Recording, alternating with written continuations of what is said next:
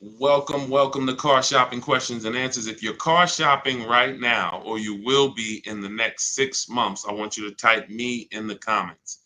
If you are car shopping right now, or you will be in the next 6 months, type me in the comments.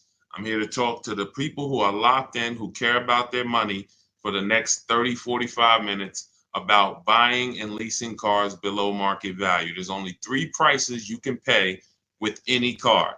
Market value, that's the price everyone pays. Negotiators pay market value. Above market value is people who just don't know how to negotiate at all, have no strategy. They're going to pay above market value. And then below market value. Below market value is reserved for the people with strategies, not negotiators. The reason we get below market deals is because we employ online strategies that are very easy to use, where we put dealers and banks against each other while we sit and relax at home. So start typing your questions. I do these live streams a couple days throughout the week to make sure you have all the answers you need to be able to buy, lease, and sell cars for the maximum money.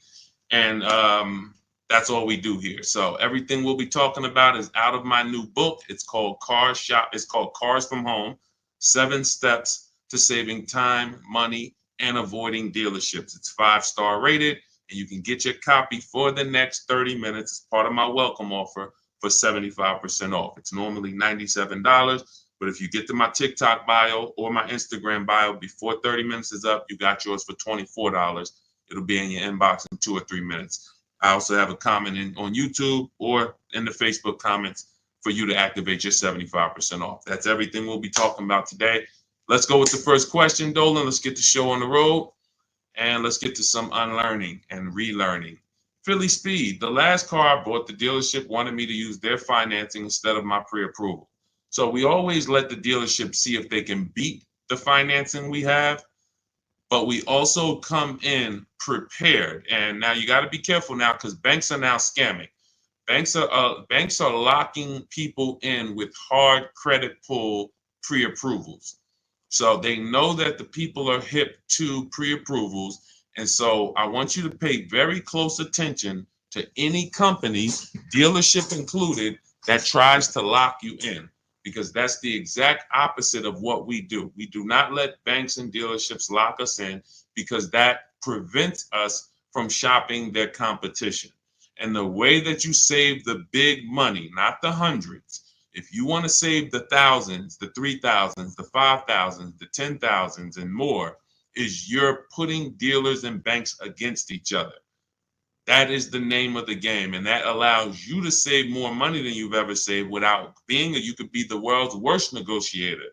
You could be a horrible negotiator, and putting dealers and banks against each other is going to be how you save more money than the best negotiator in the world.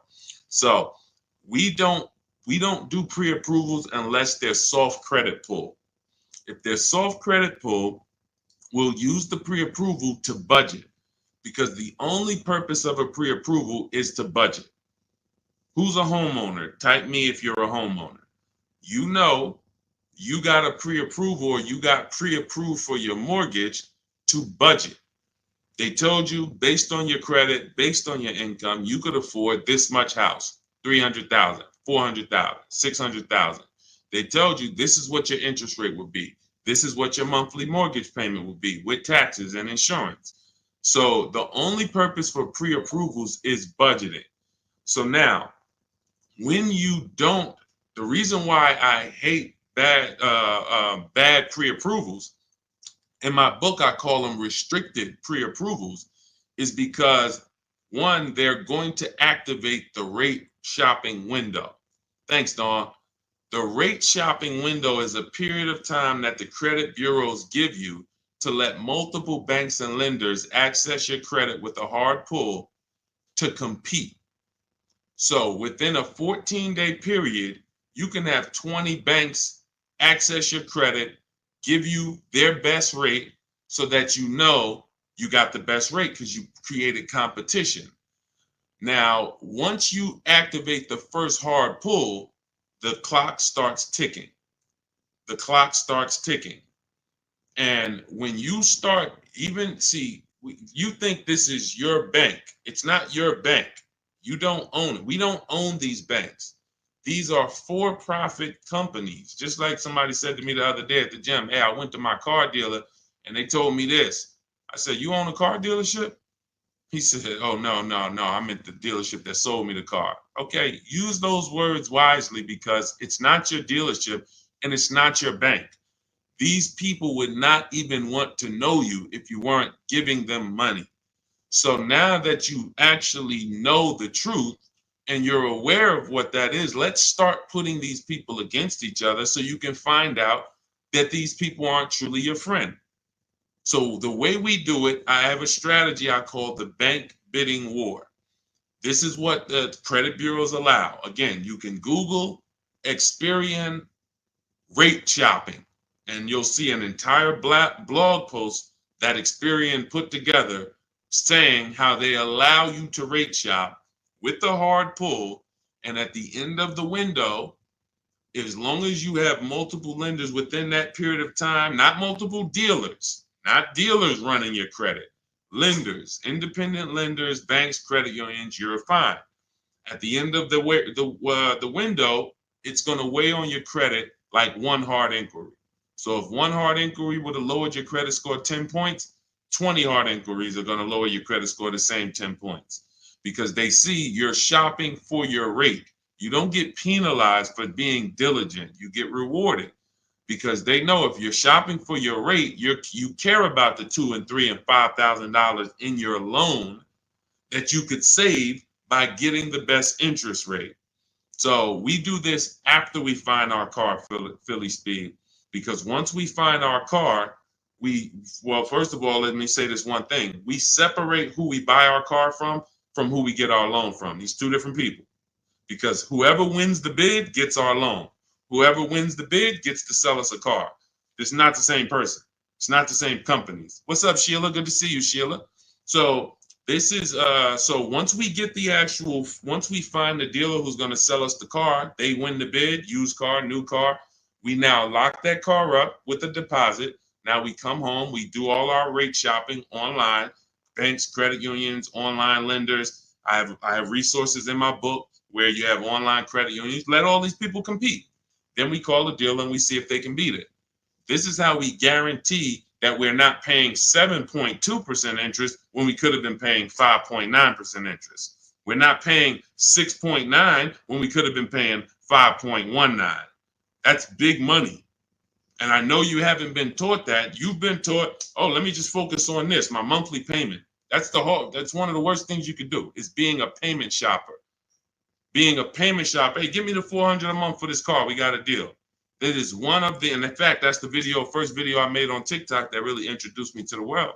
Is the worst thing you could do in a car dealership. Just say, get me to this payment, we got a deal. Payments they can manipulate. $400 a month on a loan is 5 years, $20,000 on a regular loan. There could be $30,000 on a lease, $35,000 depending on the car. On a lease, could be $18,000, $15,000 with bad credit. $400 a month. There's so many ways to get this $400 a month. So you don't want to be mixing these things. You want to separate your loan shopping from your car shopping. And it's easy when you're paying cash. Cash buyers don't make these mistakes. Cash buyers still overpay. They don't get, unless they're bidding, but they don't make the mistake of mixing their payments and thinking, wow, just because I got a good monthly payment means I got a good price on the car. Absolutely not. You could have a great monthly payment, but you paid a terrible price for the car. Two totally different things. That's why we separate them. Go ahead, Dolan. I see a lot of questions coming in. Let's go. We'll keep more coming. Let's go. You ever had bad? Okay, let's go to the next question. I don't even know what that means. I don't even know what that means. Go ahead, Dolan. Next question. Maybe there was a typo.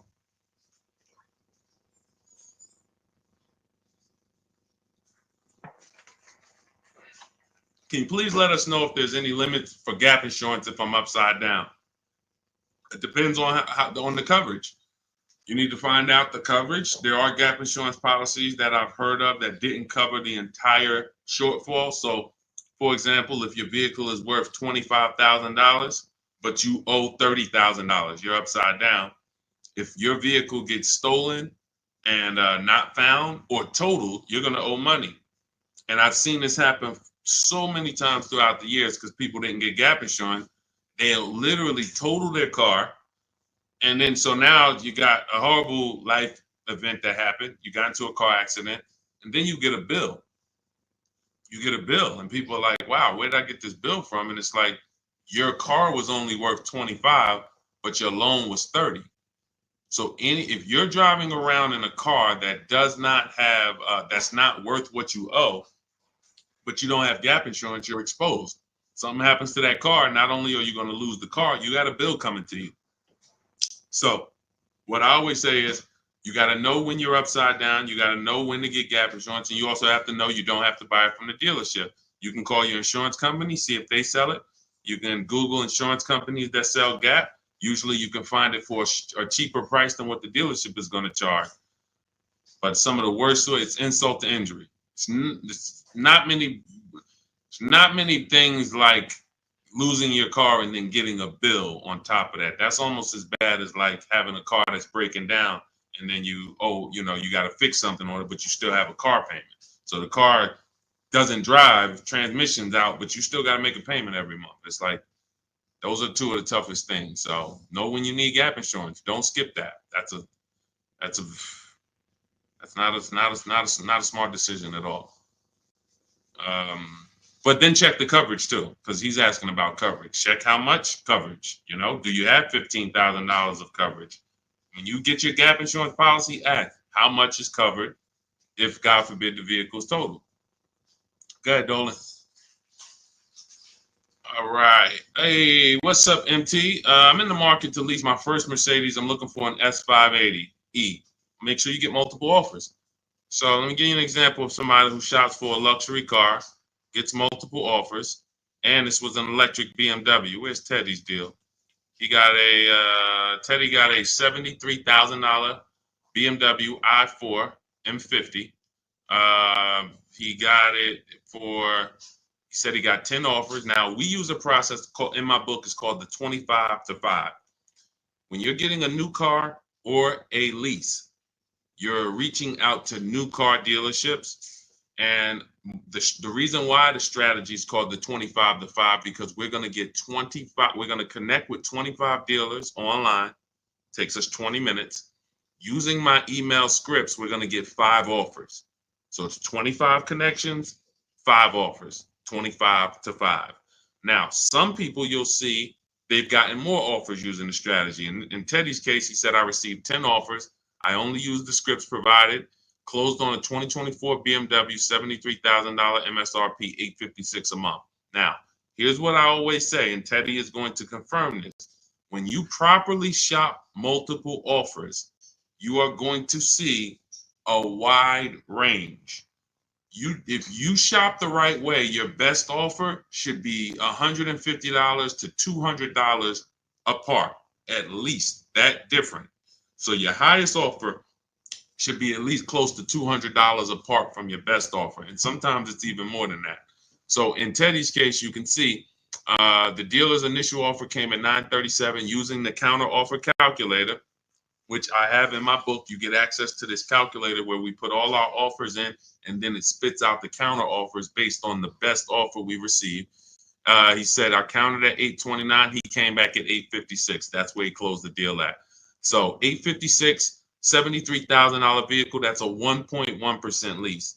The way you judge your leases is you divide the monthly payment into the total MSRP, and that gives you what the percentage is. So he got a 1.16% lease. But here's what's very important. My highest offer during this process from a different dealer was $1,123. $1,123, even after his counters.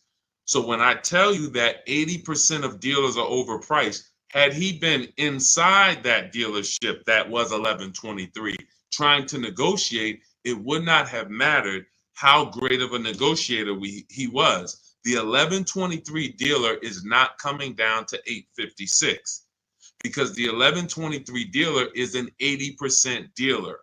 They're not going to sell the car if they can't make a certain amount of money. And that's what the 80% do. They'll discount and say that's the best we can do. They're not lying to you, but it's not the best their competition is willing to do. So if you're in a dealership that's an 80% dealer, this is why I said at the beginning of the stream, negotiators lose all the time. Great negotiators who don't use a bidding system lose all the time. I don't care if you're in sales, you say, Deshaun, I've been in sales, I negotiate for a living. You lose all the time because there's no way for you to know the bottom of a vehicle. You don't know, is the bottom 7,000 off? Is it 3,000 off? Is it 15,000 off? What's the bottom? And the only way for you to know the bottom is to get multiple offers from multiple dealers and see the one who gives you the best offer. That's what confirms what the bottom is. So this is what you do. If you're talking about leasing an S580, this is what you do. You get multiple offers. On an S580 $100,000 car, you should see a $400 swing from your best offer to your worst offer. You might see $1,100 a month and you might see $1,500 a month from one dealer. That is from a different dealer.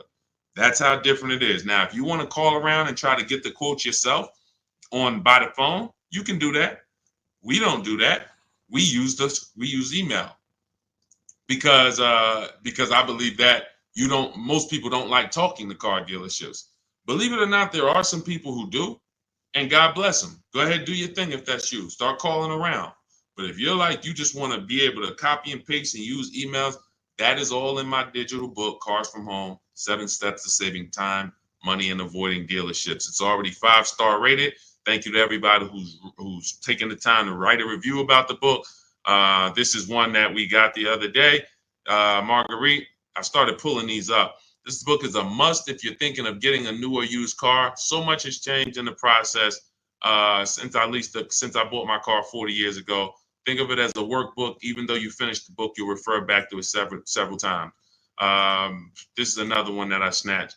Deshaun Auto book, Leave Nothing to Chance, from A to Z. He covers every aspect of car research, acquisition. I use the step-by-step approach from securing financing first to better understanding what I could realistically afford. Researched several vehicles, which led to the certified pre-owned. I reviewed my car specs, model years. See, what he's doing is he's walking you through the process I walked him through.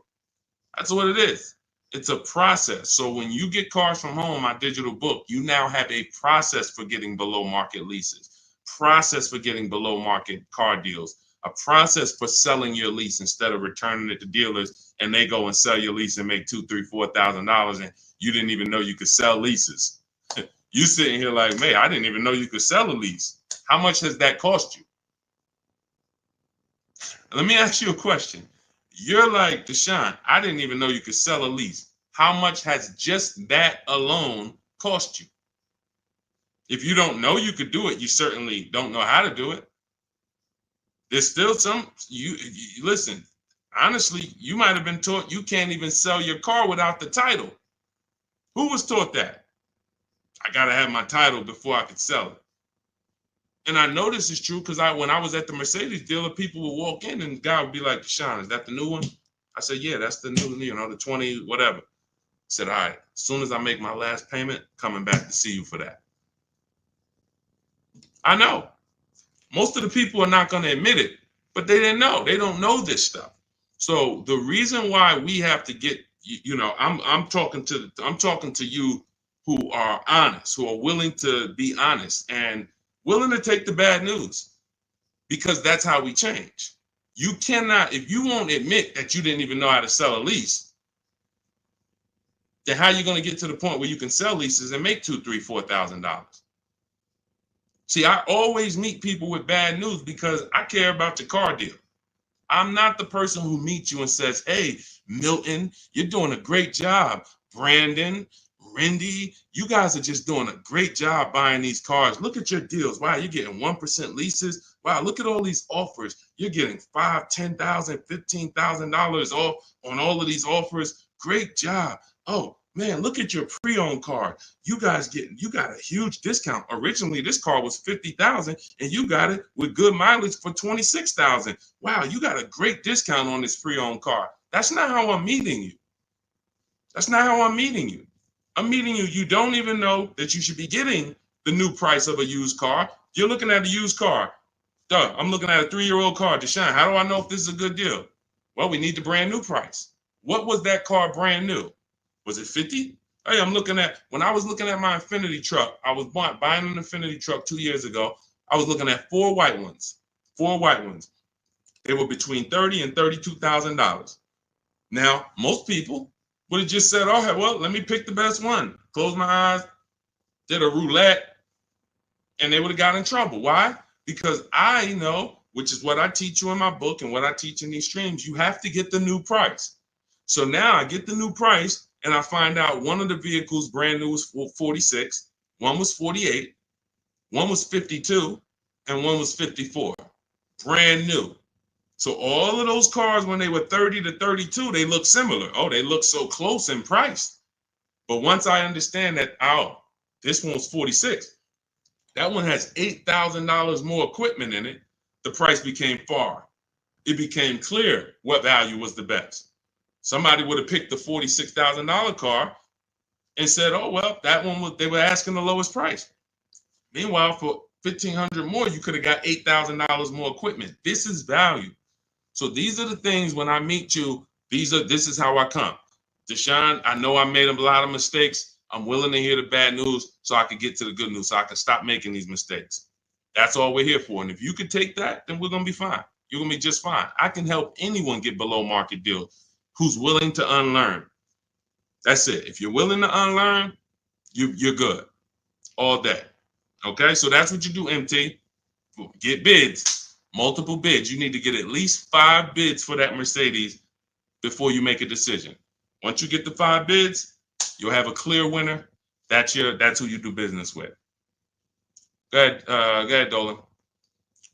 And matter of fact, let me show this Mercedes discount too. Just so you know, MT, we just had somebody who got a Mercedes.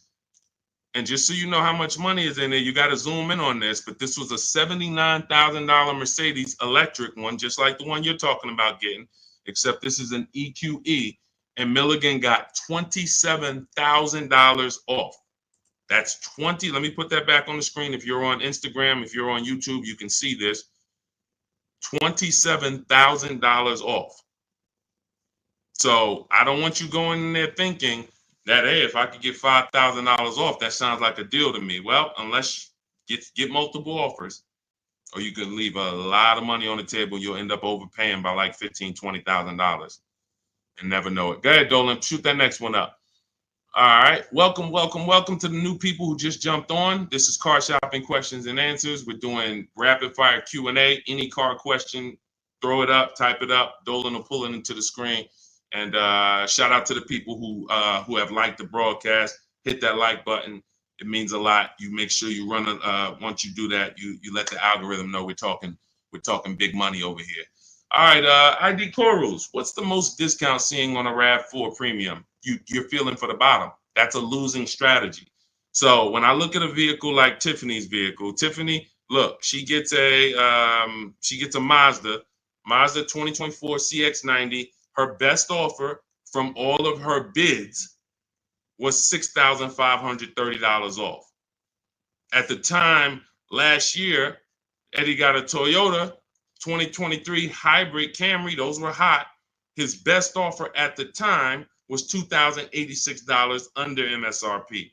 That was a time when people were still charging over MSRP for some of these hybrids and some of these Camrys. So you don't know what your offer is going to be. I wish I could tell you that, hey, a Jeep Grand Cherokee, if you get $7,000 off, that's the bottom.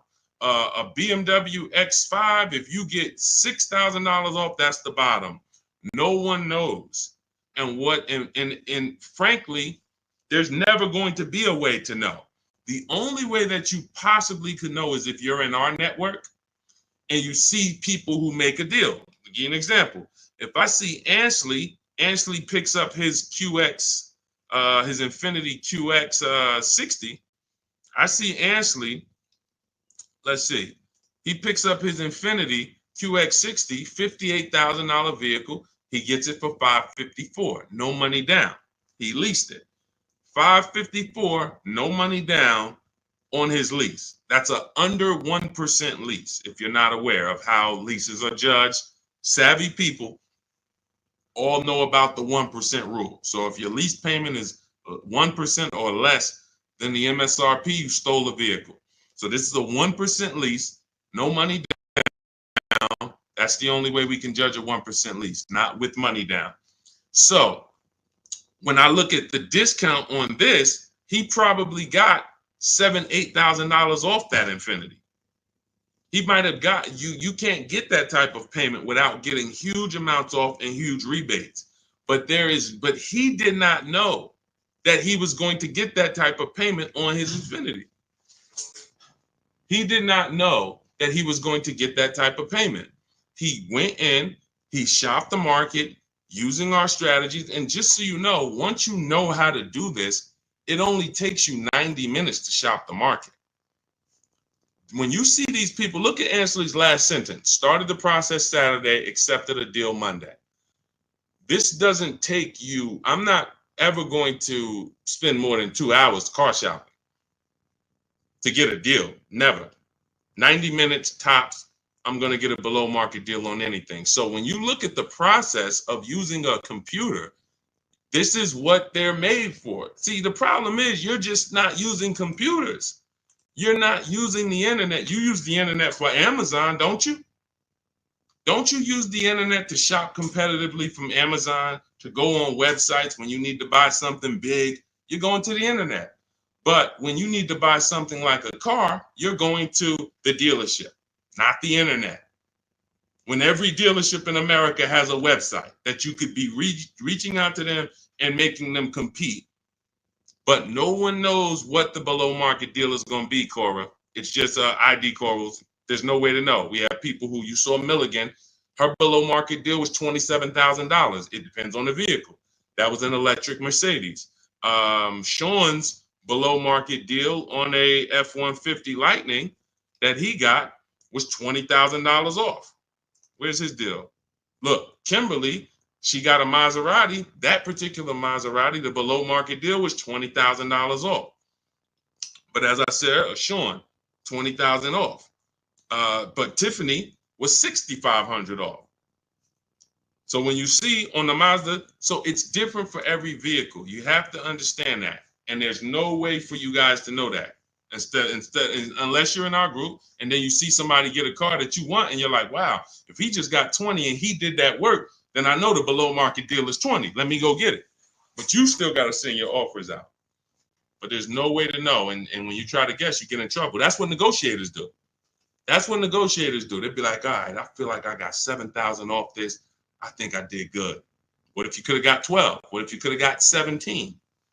You're not doing good. All right, go ahead, Dolan. Absolutely applies to used cars. Our system in my book, somebody said, does this apply to used cars? Our system in my book is below market used cars, below market leases, and below market new car purchases. We also have the bank bidding war where we make banks and credit unions bid for our business instead of going and begging one bank to give us a loan. So we also sell leases and sell. So we run pretty much an organized bidding system for car buying and leasing. That's what we do. In a nutshell, what separates Cars from Home from any other channel? What separates my teachings from anyone else? We have an organized system for making people bid for our business. We send them through a round robin. That's how we have grandmothers who save more money than the best negotiator. It's just that simple. Rosalie. Rosalie's deal is insane. Look at Rosalie. And I wish some of you, I know some of you have these cars. That's the reason I show all of these different cars, because you might have these cars and you didn't get these prices. So that should be a wake-up call when I show all these cars, Jeep Grand Cherokees, QX50s, Mazda CX90s. Some of you have these vehicles. And you can look at your deal, look at your paperwork, look at your selling price. Look, do you see any rebates included? Look at your price and be like, you'll see, man, I didn't get these prices. She got a 2024 Infiniti QX60, $59,000 vehicle. Look, her payment is $592 a month. It's a $59,000 vehicle.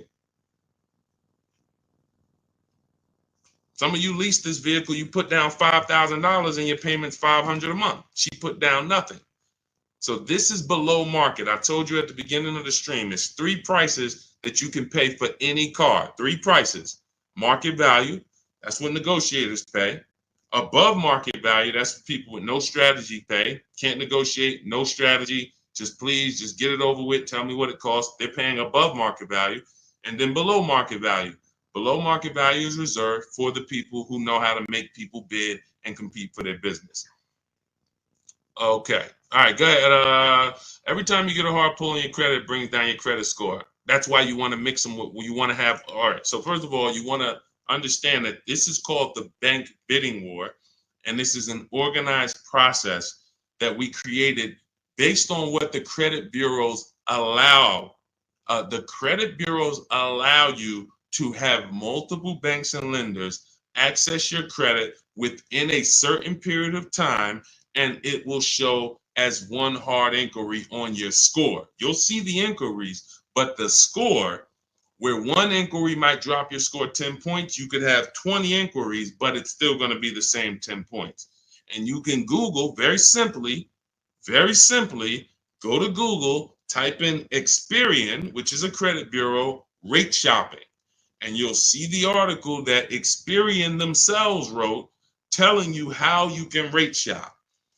Banks don't want you to know this. Dealerships don't want you to know this, but we do this. So this isn't something that's new to us. It may be brand new to you, but think about that. If you are letting a lender lock you in to one offer, that means you're not shopping your interest rate. If you're going to Navy Federal because you're so gung-ho and super chummy with Navy Federal, but you're not letting anyone else compete against them, then you're not getting the best interest rate you could be getting. You certainly don't know it. You think because, oh, Navy Federal, they're my credit union, they would never charge me a higher interest rate than someone else would. Who said that? Their goal is to make money. So we use a strategy that is allowed by the banks, by the credit union, by the credit bureaus, and most people don't know about it.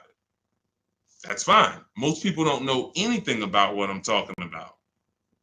So everything that we're talking about here, most people don't know about selling leases. Most people don't know about getting bids for their cars instead of trading. Most people don't know about sitting online and contacting 20 dealers to get a lease quote using online scripts, emailing only to get 5 offers. Most people don't know about anything we're talking about. Leasing, and how leasing saves you way more money than buying unless you keep your cars 8 years. If you keep your cars 8 years, then leasing doesn't save you more than buying. But if you don't keep your cars 8 years, leasing, getting below market lease deals like some of the ones you see that I've shown you, saves you way more, thousands more than buying. Most people don't know any of this. So it's not about that. It's about, will you know it, Dawn? I don't care about what most people know. I care about the people who are like, look, I want to know this. I want to know how to make sure I shop for my interest rate and don't let the dealer shop for it for me, or don't just let one bank give me their offer. No, it's too much money. You know the difference between, and I want to pull this up, the difference in interest between on a $40,000 loan, $40K loan, what's the difference in interest from, let's say, 5.9 to 7.9%? Because we're so busy talking about the money on the car, but we totally overlook the money in the loan. And we don't. So when in my process, those of you who have my book, you know the bank bidding war. You know we're taking shopping at home for our loan just as serious as we're taking getting the best price for our car. So look, on a loan period, 5-year loan, interest paid on a 5.9%, 5.9%, hold on, interest paid at 5.9 is 15.8, difference is 4,000, positive comparison, and interest cost $40,000 loan over 3 years and 5 years. $11,000 in interest? That can't be right. Interest paid is that can't be right. Hold on.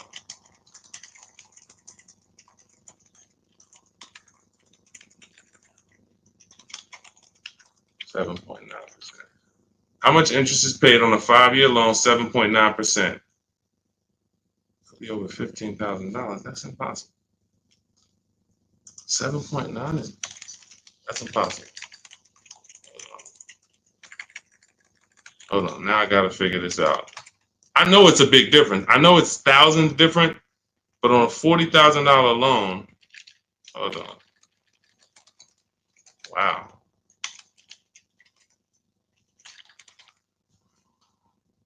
All right. So if I put in a $40,000 loan, 60 months, 7.9% interest, 0 down payment. Forget about sales tax. Let's see, calculate. All right. Principal, interest. Why is it not giving me? Here we go. Total loan interest is $8,500. Okay, that sounds more right. Okay, so on a $40,000 loan at 7.9, interest is $8,500. Now at 5.9, interest is $6,200. $6,200 versus $8,500. That is $2,300. $2,300 from 7.9 to 5.9. So when Navy Federal gives you a 7.9% rate and you're just like, oh, well, I guess I'll just take it. That's my credit union. And you're not shopping them. You're giving them money without even trying. And everything we do is quick, simple from home. But you need to understand how much money you have given to these banks and dealerships by just not making them compete. You're not just magically getting big money off and saving all this money. That's just not, it's too much money in car deals. Go ahead, Dolan.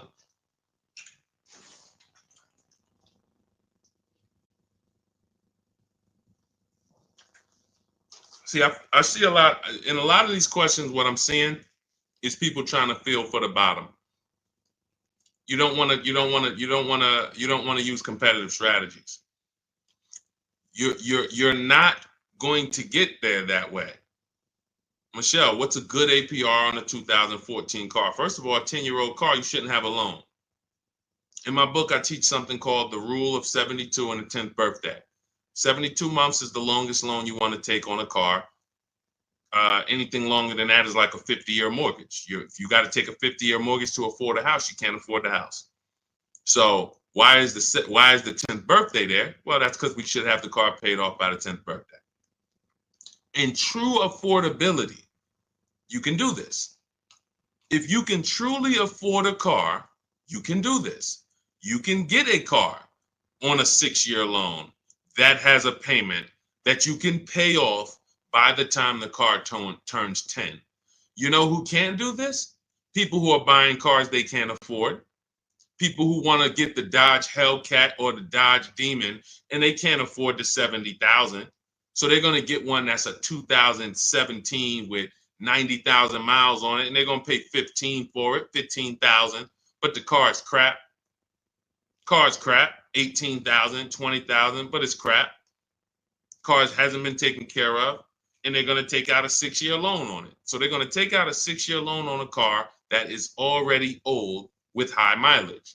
I've seen this. I call this the repo recipe. Some of you may have seen the video that I made on the repo recipe. The repo recipe created the rule of 72 on the 10th birthday, where I started looking and saying, by far, the amount of people I see losing cars to repossessions are people with loans on older cars. They own loans on older cars that instead of getting a nice, smaller, maybe less socially impressive used car, they want to get something that looks better, has more amenities to them, as more in a class of luxury. all right, Deshaun, I could get this 2015 BMW. It's it has 90,000 miles on it. They only asking 14 grand.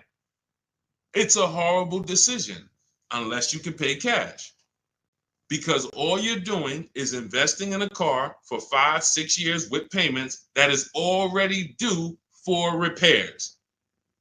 At 10 years old, the car you're asking about, Michelle, is already due for repairs. This is the age of the car. This is the age of the life cycle of the car where repairs should be normal. 10 years old, the car should be paid off. And every 2 years, you go to your mechanic. Hey, what does it need? They say, okay, hey, you got to put 1,000 into it. You got to put 800 into it. No problem. Here you go. Let me keep my car running. That's the age of repairs. But when you're starting a fresh loan on a car that is in the age of repairs, this is what I call the setup for the repo recipe, because you're going to now get this payment, $400 a month, $300 a month, $500 a month, whatever it is, and you now have a surprise. Hey, car's breaking down. Hey, what's this light flashing on my dashboard? Hey, what's this going on? What's this sound I'm hearing in the back? That's because you bought a car that is in the age of repair and you just bought it like it wasn't. See, if you drop cash on it, 15 grand, I don't got no problem with that. Because now you're going to say, all right, Deshaun, I bought an older car, paid it off, but I'm going to put some money to the side just in case things go wrong. Perfect. But when you're making your car payment and you're paying your insurance and you're putting gas in the car and you have to do an oil change, and then something breaks and it costs you $2,000, you're gonna see the repo recipe, because you're gonna be like, wow. And God forbid something major happens, like the transmission goes, or a head gasket goes, or the engine goes. Oh, forget it. Now you're sitting there with a $400 payment on a 10-year-old car that literally you still owe $16,000 on, and it doesn't even drive. You need an engine. Happens all the time. I've been seeing it happen since 2006 when I got in the car business. And what's the reason?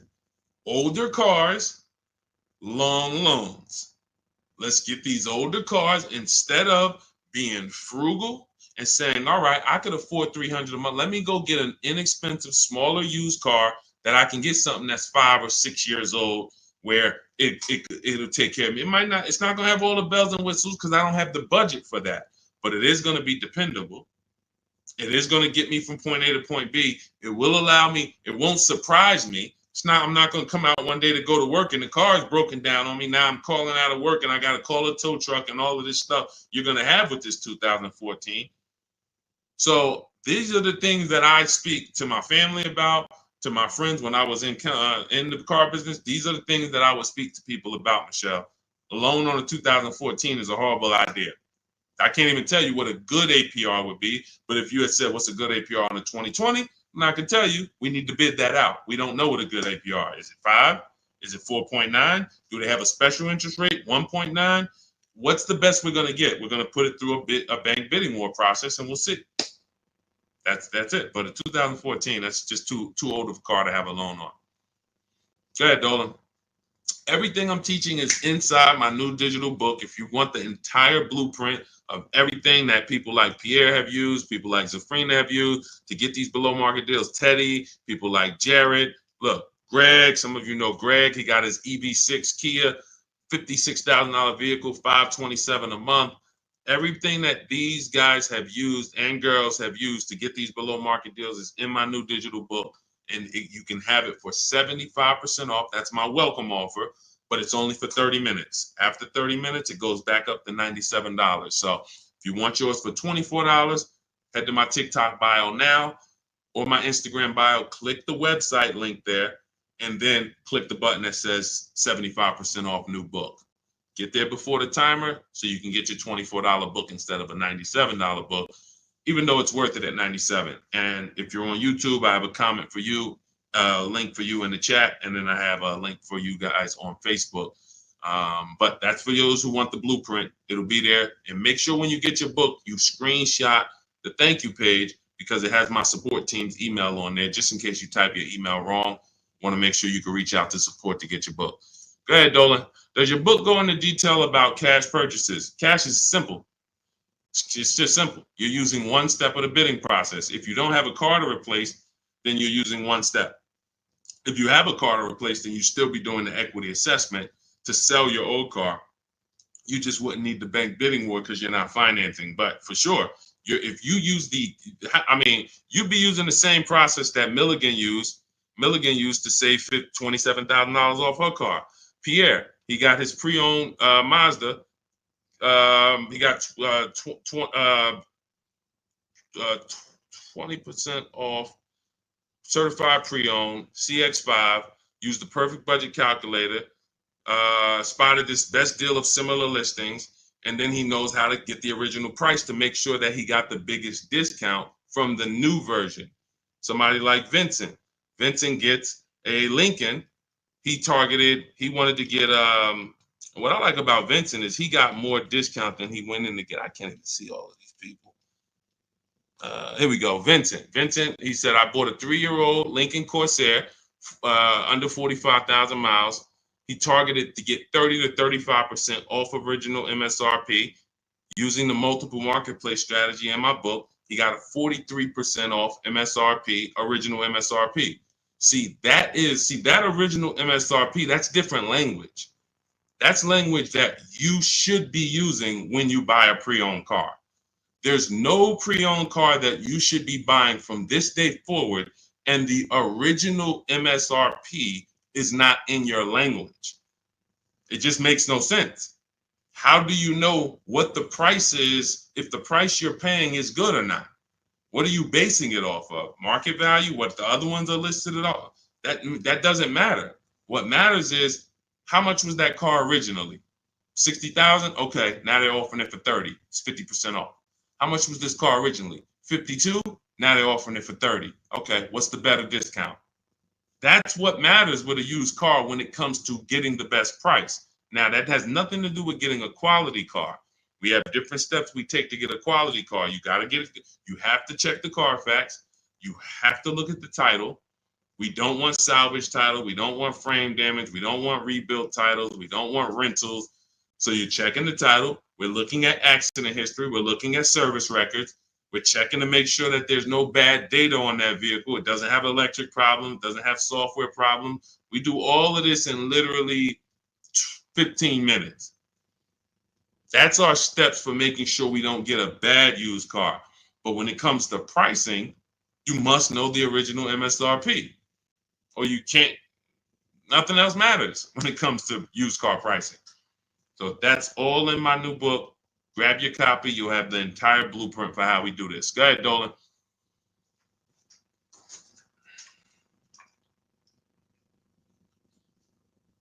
What do you do if your loan is upside down and you want to lease? Transfer it over. In my book, we have 2 ways to get out of a negative equity. There's 3 options with negative equity. 2 lead to a car, 1 does not. So just so you understand the severity of negative equity I call the bad credit for people with good credit. Because when I was at the dealership, people walk into Mercedes, and if they left with they could have an 800 score. If they had too much negative equity, they were not leaving with the car. So there's only 2 things that I've witnessed in my career that stop people from getting deals on cars. Credit's too bad, negative equity. So that means it's a serious thing. So what I say is understand the cause. The cause, which you seem to know already, Lavis, is you should be leasing, but you buy. That's why Lavis is asking about going from a negative equity deal to a lease, because the taking out 5-year, 6-year loans is what you do. Then you go and you replace those cars in 2 or 3 or 4 years. You have negative equity. Happens all the time, especially to you who doing no money down deals. And to those of you who are putting down like 5, 10 grand, you don't have any negative equity, but you're losing that money. You're not getting that money back. You put down 5 grand, 10 grand on a car, then you come to trade it in 5 years, and you come to trade it in 3 years.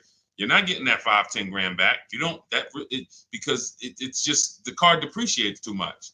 So you're just throwing money at these cars that is not coming back to you. When you are going for a lease now, we have 2 ways that you're going to transfer to a lease from a negative equity deal. We're going to do our equity assessment. You're going to go to CarMax, go on these websites, CarMax, Driveway, Carvana, KBB, Instant Cash Offer, Car Gurus, and AutoNation. Sell my car. 6 offers. So they're going to give you 6 offers on your current car. Now, that is going to be the smallest amount of negative equity that you're going to have, because that's the best offers you're going to get. These are companies that fight every day to buy cars. That's what they do. So they're not lowballing. They're not saying, hey, we'll throw out one number here and then we'll negotiate. Hey, Charlene, good to see you. Good to see you, Michael Singleton. They're not doing that. They're coming in and saying, all right, we're going to put our best offer online. And then when we inspect the car, if there was something that you didn't tell us about the car, if there was something that you left out, we're going to need to deduct that when we inspect it. So they're putting their best offers online right there. And so that means that's going to be your lowest amount of negative equity, because you're getting the most for your car if you sell to one of them. So let's say your highest offer comes from a Car Guru's dealer who wants to buy your car for $19,000. Let's say you owe 21. You owe 21, they want to buy it for 19. Hey, Steve Long, what's going on? Good to see you. What should you do? You should pay the difference, because when you pay the difference, you're closing the deal with the least amount of negative equity. That's what you want. You're closing the deal with the least amount of negative equity. And so when you go buy your car, your next car, or lease your next car, rather, in your case, negative equity has nothing to do with the deal. So that's what you would prefer to do. Pay the difference and then go out and get bids for your lease and then do a clean deal. But now let's say, they offer you 19 and you owe 29. So you are now $10,000 upside down. You can't pay the difference. I don't have 10 grand to pay the difference. Okay. Now what you have to do is you have to transfer that negative equity to your next deal, which means you have to trade your car in. And we don't trade. We don't like trading because you can't get bids. What's up, Dion? Good to see you. You can't get bids. The reason why when y'all hear me say trading is a curse word is because you don't get the money your car is worth trading it. You don't get the money anything is worth trading it. So now you've bought this car, you found this deal, but now you have to go to the dealer and say, all right, I need you to take a look at my car. Now, what happens if Carvana offered you 19, but this dealer can only pay 17? It's just all they can pay. They can't match that offer. So you're going to have more negative equity in most cases when you have to do this. So, but that's okay. If you can't pay the difference, this is your only option. Now, it's very important for those of you who are trying to do negative equity trades and then go into a lease that you understand loan to value ratios, because that's what's stopping you from getting your deals. When you go to buy a car, the bank usually gives you 20% above the value of the car. That's the max the bank is going to really give a person with good credit. Sometimes a little more, but we'll use that it could go to 25%. Ridiculous banks will go to 30%, but 20% is really benchmark. So if the car you're buying is 40, the bank is going to lend you max 48,000. That's 20%. So no dealer, no bank.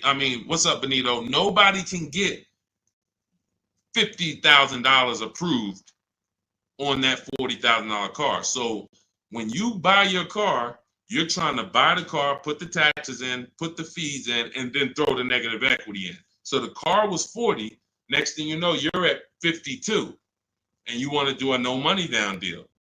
And you're wondering why you can't do a no money down deal, because the bank is saying we're not going to lend 52 on a $40,000 car.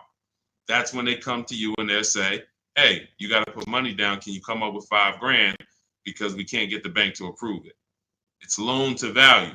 Now, also, what you need to keep in mind is when you can get big discounts off the vehicles, you can actually bring over more negative equity. When you look at Sean saved 20 grand off his vehicle. If he had to throw 7 grand negative equity on there, he could do it. If you had to throw it, honestly, he got a $20,000 discount. If he had to throw 20 grand of negative equity on here, he could do it. Payment's going to be high, but he could do it. It wouldn't affect the loan to value ratios because he got a huge discount off the vehicle. We talked about Tiffany. She got $6,500 off of her vehicle, her Mazda CX-90. If she wanted to slap $7,000 of negative equity on top of this deal, she could do it because she got a big discount. And the bank says, well, we're basing the loan off 44, not the fact you bought it for 36, 38. You got a big discount, but that we don't care about that. We're looking at 44 and we'll lend up to 51 or whatever. So if she gets $7,000 off and she wants to throw $7,000 negative equity, the bank's going to say, that's fine, no problem. So it has a lot, it has a lot to do with how much negative equity you have, and also what is the vehicle you're getting and how much discount did you get off that vehicle. That's what matters. So make sure you understand what's causing negative equity, which is for you. So because, like I said, Lavish seems to understand she's going into a lease, but the cause for negative equity is buying cars when you should be leasing. Very simple. Yeah, Bella, that's a $7,500 rebate, and that's not the only thing you should be thinking about. Like, you want to look at what discount can you get in addition to the $7,500 rebate. That's how we have people that are saving, $15,000, $10,000, $20,000. They're getting the rebates for the electric vehicles, but they're also getting huge discounts from the dealers that are winning the bid. Go ahead, Dolan, shoot the next one out. Okay, all of this is in my new digital book. It's called Cars from Home, 7 Steps to Saving Time, Money, and Avoiding Dealerships. This is the blueprint. This is 14 years of car business experience with Mercedes, with General Motors, and running my own brokerage and teaching thousands of people online how to get these below market deals and using a system. We don't wing it. It's not an accident. It's not like, oh, I hope this works. This is a particular set of things you do online to make dealers and banks bid, and success is guaranteed. If you trust my process and forget about your old way of no process, you will be fine. The success is guaranteed. So as part of my welcome offer, you can get the book for 75% off. It's normally $97 because it's worth every penny. I didn't want to price the book like it was a regular book because it's not. So it's normally $97, but for 30 minutes, you can get your copy for 75% off as long as you get to my TikTok bio, click the picture of me before 30 minutes is up. The welcome offer is only 30 minutes, then the price goes back up to $97. So you can go to my TikTok bio, go to my Instagram bio, click the website. You can go to the comment section on YouTube or the comment section on Facebook. Click the link and get your 75% off. But make sure when you get your book, you screenshot the thank you page, because it has the link right there to open the book. And then I also email you a copy, but sometimes you'll type your email in incorrectly and we can't email it. So you'll have my support team's email just in case. Is Capital One a good option to finance a car? We get bids. We spent a lot of time. You must have just jumped on, Jen. We get bids. There is no bank that is giving you the lowest rate. If a bank always gave you the lowest rate, they would be out of business. So when we consider what lenders, why do you think there's people in the money business? There are people in the money business. They don't care if you buy a car. I see you, Genome Hamilton. We'll get to you. Get that question from Genome on Facebook, Dolan, next. So why do you think there's people who are in the loan business? They don't sell cars. Banks don't sell cars, they sell money. So when you just see the overpaying, I told you guys, it's 3 prices you can pay for anything you get: market value, above market value, below market value. That means you can get a market value loan. That's the average. You can get an above market value loan, which is above average, 2-3 points higher than what you could have got just because you were lazy. Now you're paying not 8.2%, but you should have been paying 5.7%. But you just didn't bother. You just said, okay, I guess this is it. But below market deals come from competitive offers called bids. So when you are when Capital One should be a bank that you get a bid from, Navy Federal, Bank of America, Community Credit Union, Lightstream, everyone and anyone should be in the bank bidding war, because the more the better. So when you get my book, you get the bank bidding war blueprint. For those, every time you're going to finance a car, you would use that process to make banks and credit unions bid for your business, so that you guarantee you got the lowest rate. You don't drive off hoping you got the lowest rate when you didn't even make anyone shop. How would you have the lowest rate? There was no competition. We cannot get money off when there's no competition. The big money, the thousands of dollars off that you're seeing, is reserved for competition. This is reserved for people who make people compete for their business. That's what the big money is reserved for. Look, 4 days of leasing like a boss. Started with a Kia Telluride EX. That was my first choice. 15,000 mile a year lease, range from 642 to 753. Moved to Honda Pilot EX. All-wheel drive is choice B. Got quotes between 616 and 719 after contacting every dealer in North Carolina. We do this totally online, so Melissa's talking about the entire online process. The dealer I ended up leasing from originally quoted me 719, came down to 616 in 3 days, 0 at signing, 0.13% lease. This is what it's about. Competition. She knows she got the best price. You can't go to her and be like, Melissa, you think you could have did a little better? She's going to be like, look at all the offers I got. Do you think I could have did better? You're going to look and say, no way. See, competition is what gives you the peace of mind. Every time you buy a car, why don't you have peace of mind? Why are you driving away hoping? Driving away, oh man, you think we did all right? Should we have gotten tried to get more for the trade in? Shoot, we ended up putting 3,000 down. We only wanted to put 1,500 down. This is how you're leaving the dealership. Why? Because you're not making people compete. So when you're not making people compete, you're begging for discounts. And you have no leverage to be able to compare to even know that you got the best price. You have nothing to compare it to. So when people come on the stream and they're like, hey, Deshaun, I'm paying $519 a month for this car. Is that a good deal? You have nothing to compare it to. Hey, I got a 2019 Mazda 3 for $17,000. Is that a good deal? You have nothing to compare it to. But if you had seen 7 Mazda 3s and then the one you got, it was originally, $31,000, but you paid, $17,000 for it. You know this. And this stuff is simple. This isn't building rocket ships. But this is reserved for the people who care about their finances. Everyone doesn't invest. Everyone doesn't save. Everyone doesn't, take financial literacy seriously in any way. But there are opportunities that flash past all of us where we can absolutely benefit from learning things that other people don't know. If you learn how to invest in stocks better than other people, you're going to do better than other people. If you learn how to get cars less than other people, you're going to get less than other people. This is not by accident. But you got to focus. This is your second most expensive purchase. So this is only for the people who are focused. This is for you. The blueprint, everything, my book, anything I do, the streams. The streams aren't for distracted people. We can't do nothing with distracted. There's people on here right now that got me on one channel, playing video games on the other channel, and then eating with another hand. And they think it's hard to win like that.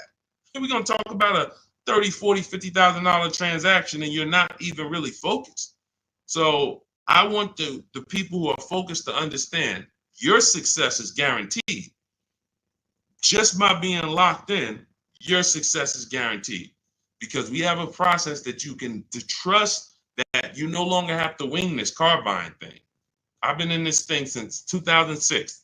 Car buying is very predictable. New cars, used cars, leases. There is nothing a car salesman is going to say or type to me or send to me in an email or send to my people that I haven't seen before. I used to have to send those same emails, copy and paste them. It's so predictable. So once you understand that, you'll understand why we're able to get these deals. All we're doing is putting people against each other. Simplest terms. Simplest terms. But we do have some advanced stuff when it comes to leasing versus buying. Obviously, this is more advanced teaching that people don't understand. But getting the money off, it's competition. Competition. Go ahead, Dolan. Shoot the next one in. Jerome Hamilton, if I get a GM employee discount, can I get a better lease? Who knows if they're going to really give it to you? See, the problem is when you walk in and say, hey, I got a General Motors discount. All right, here, let me work you up these numbers. All right, it's $601 a month with $2,000 down. Oh, that's the GM price? Yeah, that's the GM price. How do you know that? How do you know the GM price? How do you know it's not $3,000 in rebates that I'm holding back? How do you know it's not $3,000 in rebates and I'm only giving you $1,000 of it? Here, hey, I also we have $1,000 rebate. I also put in there for you. Oh yeah, you did with the GM pricing? Yep. You don't know. You don't know. So no matter whether we get X plan, GM deal, Mercedes fleet, does not matter. Multiple offers, because when you get multiple offers, what you're going to see is that some people are not going to give you the GM discount. And some people are not going to give you the rebates. They're just not going to do it. It's in their DNA. An 80% dealer is going to try to make everything they can make. I'm not giving this guy the $2,000 rebate. Wow, come on, I'll sell his car to somebody else. So now you're going to deal with an 80% dealer and hope you can get a deal. No. Once you see the 20% that says, here's your GM discount, and here's a $3,000 rebate, and here's the price, and then you compare it to the others, you're going to see, oh, those guys were trying to get over on me. Of course, that's what they do. That's what they do. 100%. Go ahead, Dolan. We always get bids. Doesn't matter. You can't trust anybody to give you a price and give you all the rebates and give you the hidden money like they're your friend. That's just not going to happen. If they rather make the $5,000 themselves, why am I volunteering money that you're not even asking for? You came in and you asked for a GM discount. I'm giving that to you, maybe. But you didn't ask me about these rebates. You didn't ask me about, I don't need to volunteer this. This is how they look at it. So many times you get in there, you go, oh, give me the invoice price. Can you give me the invoice price? We got a deal. Man, if half these people that I've shown you on this stream had accepted invoice price, they'd be looking at these prices that they paid and saying, why the heck did I pay that price? Invoice price means nothing. What if you got a $7,000 rebate, $15,000 rebate on some of these vehicles? What if you got a $4,000 rebate? Invoice price has nothing to do with rebates. So now, all right, I'll take off $2,500 to get you the invoice, but what about, that's it? You happy with that? Yeah, that's all I want.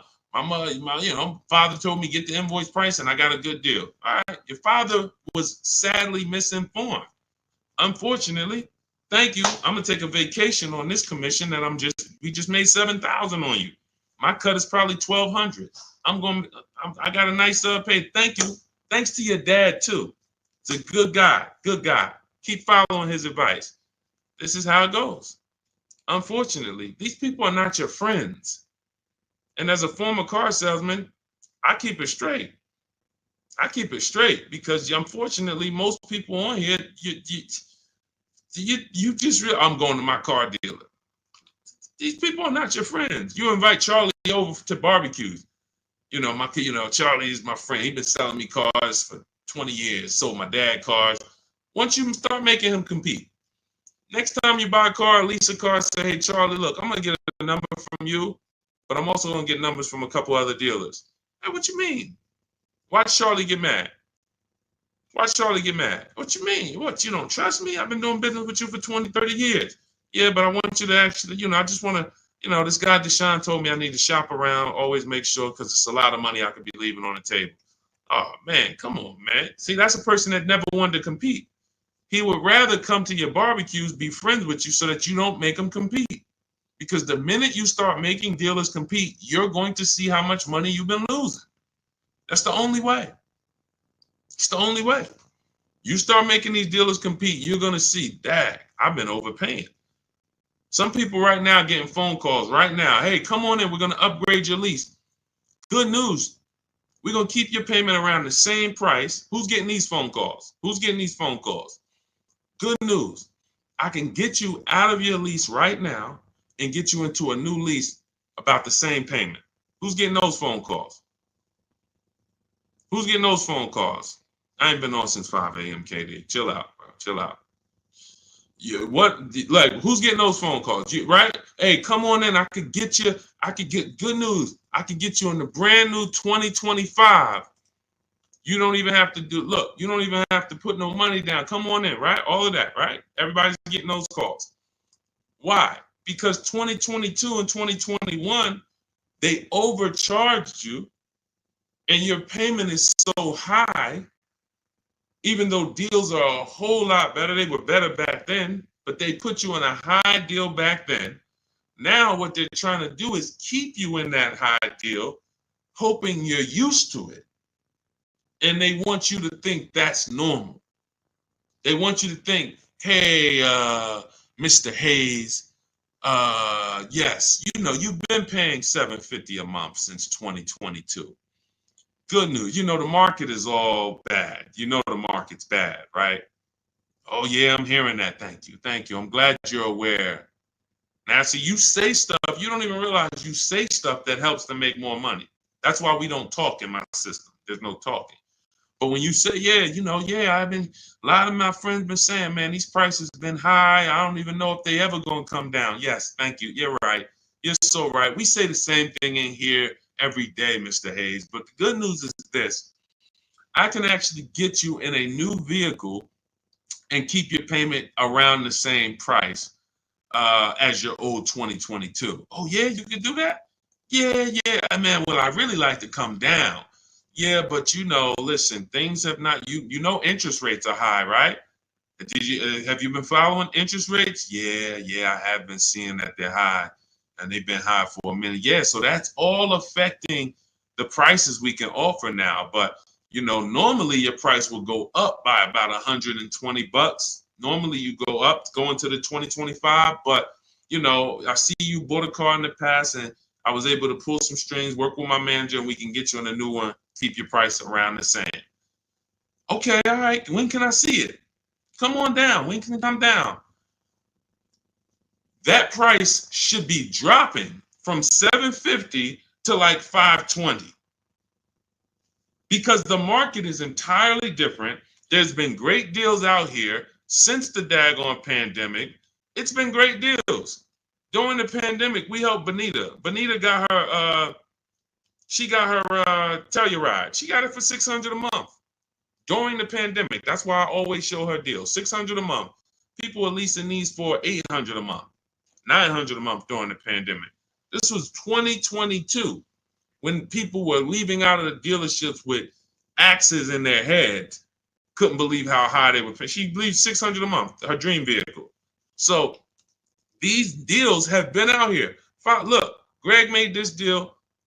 Look, we've been making deals, below market deals. Look at Danielle. $44,000 vehicle, $550 a month, no money down. Charles, Palisade, $48,000 vehicle, $597 a month. Hyundai Palisade, top 5 SUVs in the market the last 3 years. So the people who tell you there's no deals, they don't know how to get them. So yes, when you go into, when you don't have strategy, I told y'all, I've said it, I think 3 times, maybe 4 on this stream. There's only 3 prices you can pay. Market value, that's what all the negotiators are going to pay. They think they did well. All they did is pay the average price of a negotiator. Now you got above market value. That's for the people who can't negotiate. You don't like negotiating. You're not good at it. You just close your eyes and hope that it works out for you. You're paying above market value. And then below market value, which is what you see these people pay because they're not negotiators. They make people bid. And when you make people bid, You don't have to be a negotiator. If someone comes in to fix, you want to get your kitchen redone, and they tell you, okay, it's going to be $50,000. Yeah, hey, is that your best price? All right, yeah, all right, because I'm going to have 3 or 4 other people come in and get a number too. Okay, well, I might be able to get you from like 50 down to like 45. Okay, it's all right. I'm going to have another person come. Another person says, I could do it for 41.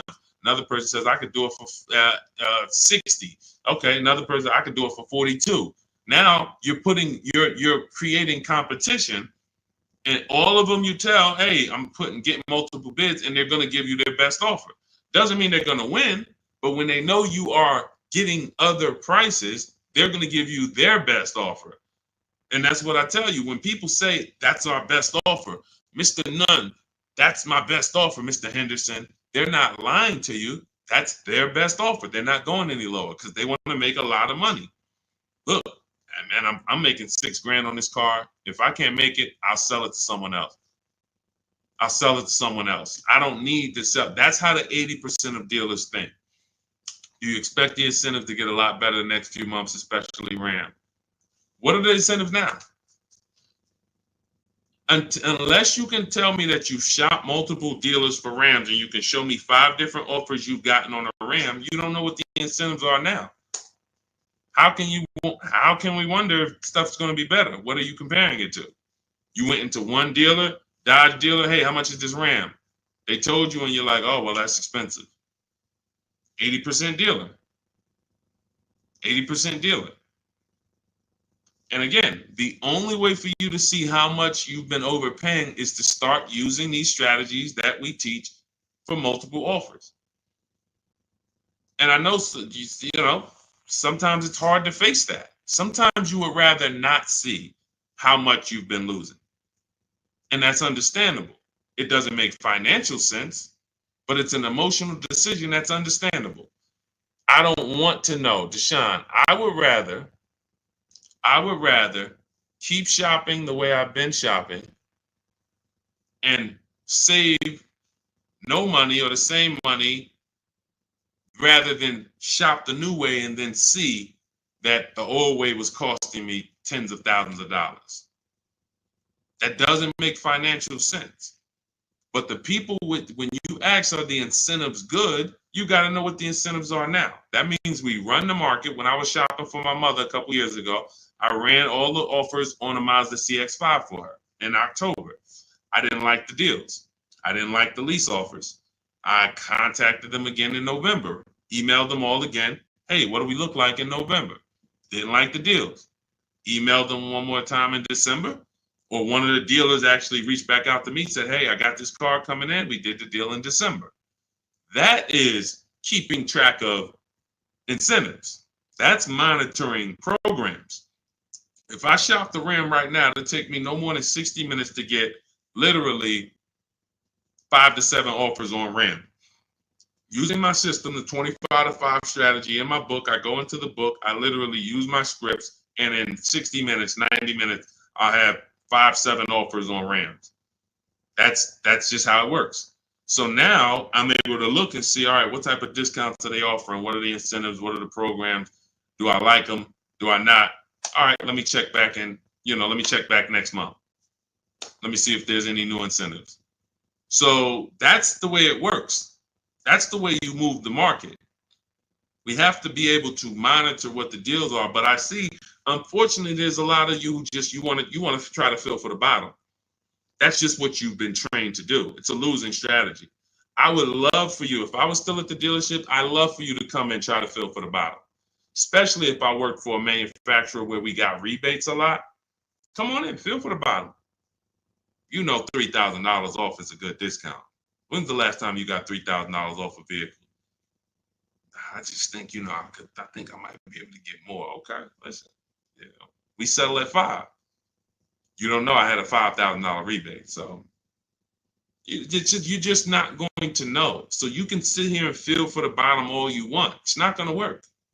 You're still going to leave wondering, hoping it's a losing battle. That's why I'm trying to tell you, stop doing it. Stop doing it. You're asking, okay, what's a good interest rate for this vehicle? You're trying to feel for the bottom instead of sitting at home the way my book teaches you and making people bid and come to you and have all of these people begging for you to do business with them. Oh, how much discount should I be getting off of a Toyota Camry? Feeling for the bottom. Instead of sitting at home, contacting 25 dealers online, using my strategies, using my scripts, and saying, okay, now I got 7 offers on a Toyota. Oh, I see the biggest one is giving me 5,000 off. Okay, that's the market. That's the below market. You cannot feel for the bottom. You can keep doing it. It's just a losing strategy. You're never going to get the discount, the maximum discounts, feeling for the bottom, walking into a dealer. It's just never going to happen. So for those of you who are tired of that, you're like, I don't want to be feeling for the bottom anymore, Deshaun. I don't want to be worried about being a good negotiator, Deshaun. I want to be able to have a plain, simple system for getting dealers and banks to bid for my business. That's what Cars from Home is, my digital book. 7 steps to saving time, money, and avoiding dealerships. You can get your copy for 75% off. That's my welcome offer. In my TikTok bio, click that picture of me, or click my Instagram picture. Go to my bio, click the website, and then you'll see a button to activate your 75% off your book. Grab it. It'll be in your inbox. You'll have all the strategies necessary for paying these prices, the same prices you've been seeing me share throughout the stream. Or if you're on YouTube, I have a link for you in the comments. If you're on Facebook, I have a link in the comments for you. Grab your book, use it, and shop empowered. The old days are over. The days of going into dealerships, over. Spending more than 30 minutes in a dealership, over. You'll never do that again. Begging for discounts, over. Not knowing what to say, hoping, oh man, they told me don't tell them I had a trade. All of this garbage that they've been none of this stuff works because you're not employing competition. So all of those days of that's over. Watching social media videos, all right, man, let me try to remember this. All of that is over because we have the blueprint. It's already 5-star rated. You can Google it. Thank you to everybody who's reviewed the book on Goodreads. We appreciate you. We couldn't get to this many reviews and a 5-star rating without you guys taking the time to rate the book and review it. But grab your copy. As long as you get there before the 30 minutes is up, that welcome offer is only good for 30 minutes. After that, the book does go back up to $97, which is still a great price. But $24 is better than $97. So get there before the 30 minutes is up. TikTok bio, Instagram bio, YouTube comments, Facebook comments. Use the book and go win. All right? Unlearn everything you've been taught. That's the key. Leave everything you've been taught at the door. Trust this process. Success is guaranteed. All right? God bless you. I'll see you on the next stream.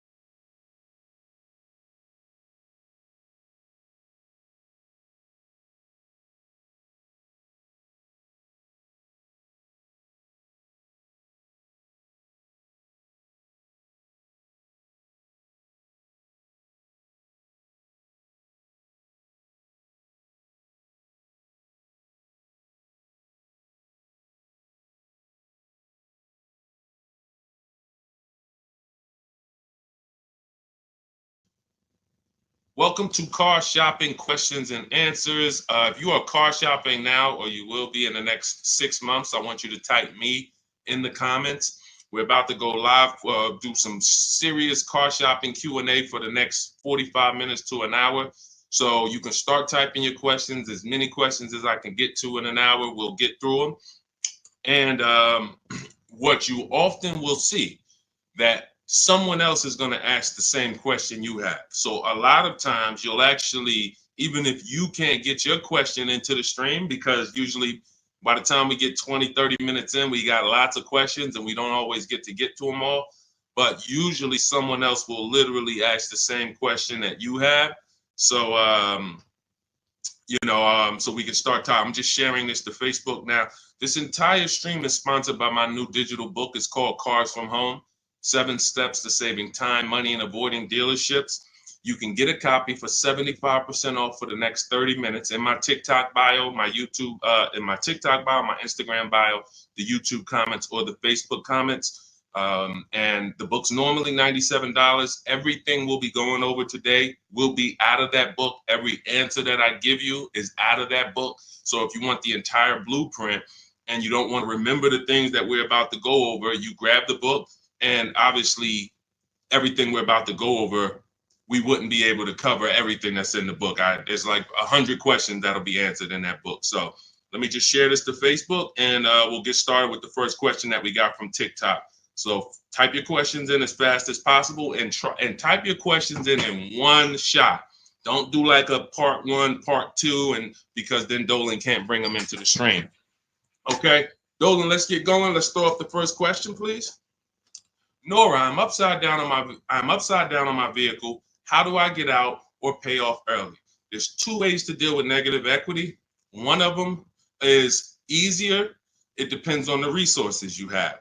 So you have the option to pay the difference, which means you are actually going to say my highest offer for my car is $18,000, but I owe $20,000. That means I have $2,000 of negative equity. I'm going to pay that off. That way I can go and do a clean transaction for my next car. I don't have baggage going into my next car. And I get to maximize the value of my current car through what we call a bidding process. So we don't trade our cars. We only get bids from cash buyers like Carvana, CarMax, Kelly's Blue Book Instant Cash Offer, AutoNation, Car Gurus, and Driveway. That's 6 cash offers we get. These are companies that fight feverishly to buy cars. They pay more than dealers, and they write checks on the spot. You literally go, have your inspection, they go into the accounting department, and they come back with a check for you. This is not like selling your car on Facebook Marketplace. So they're going to pay more than dealers. So you want to make sure, if you can, you sell to them, because that's going to be the highest offer you're going to get for your car. And that's going to be the least amount of negative equity you will have. If you can't pay the difference, then you must trade. And trading is a curse word here, because you never get what your asset is worth trading. If I wanted to trade this phone, I'm not going to get as much as I would get putting it on the open market and getting prices and offers for it. So trading is a last resort. What happens is, if you can't pay the difference, you now will go shop for your new car, find a dealer willing to sell you the car at the lowest price, and then you would ask that used car manager to value your car. I do not recommend you go into the dealer and let them just mix the deals together. Write me a deal where you work in my trade-in with my negative equity. No, shop for your car, get your best offer from a dealer, new car, used car, or lease. And then once you identify the winning dealer, that's when you say, hey, can you take a look at my car? What's it worth to you? Now it's its own separate transaction. And if your payment was this $800 a month, you'll know, now what is my old car going to add to that? If my payment was $400 a month, now I know what is my old car going to add to that. And I can see what you're giving me for it, how much negative equity I'm going to bring into this transaction. And it's an easier way to understand the numbers. You don't want to be mixing transactions if you don't have to. And the key to understanding negative equity and the cause is you don't lease. That is the cause. The only way you're having negative equity is you continue to buy cars, but you're not a long-term person. You trade them in or replace them before the loan is paid off, and someone taught you not to lease. So you're going to continue to be in this repetitive cycle because you don't lease. There are emergency situations where you need to switch cars. But if you're not keeping your cars 8 years, this is rule number 1 in my book. You should be shopping for below market lease deals, not for purchases. So that's your 2 options. Decide which one you can do, and then you make your move. Now, also keep in mind, you have loan to value ratios when you have to transfer. The bank's only going to approve about 20% of what the actual new car price is. So whatever car you're buying, if you're buying a $30,000 car, the bank's only going to approve 20% more than that. They're not going to allow you to slap $10,000 on a $15,000 car, because they're only, they have loan to value ratios. So what you want to do, if you have a large amount of negative equity, you want to shop for cars, and you want to shop for cars that you can get big discounts off of. There's certain cars that have rebates. They're not listed, but in my system, what I do is I teach you how to get bids on cars. You know, we have some people, I mean, I'll show you people who've gotten $15,000, $20,000, $30,000, $27,000 off. I'm not going to exaggerate. The biggest discount we've helped someone get using our strategies is Milligan on her Mercedes-Benz. She got $73,000 EQE, and she paid $51,000 for it, 54. It's $27,000 off. I got it up here. So if she had, let's just say she had 15,000 in negative equity, it's no problem. She's not going to blow out the loan to value ratios because she got a huge discount off the new price. So it's going to fall within the bank's parameters. But I hate negative equity. I call it the devil to your car deals. I call it the bad credit for people with good credit. So it's important that when you get out of it, you know what the cause is, because if you don't know the cause, you'll be in negative equity again in 3 years. Most of you who have negative equity, you should be moving from a purchase into a shopping for below market lease, and stop tying up your money in these cars, and you'll never have negative equity again. 8 long-term people who keep their cars 8+ years, you never have negative equity. See, that's, you know, there's a reason for that. I'm keeping my car, I'm paying it off, I'm beating depreciation, I'm getting all the money out of my car. Short-term people should not be buying their cars. Go ahead, Dolan.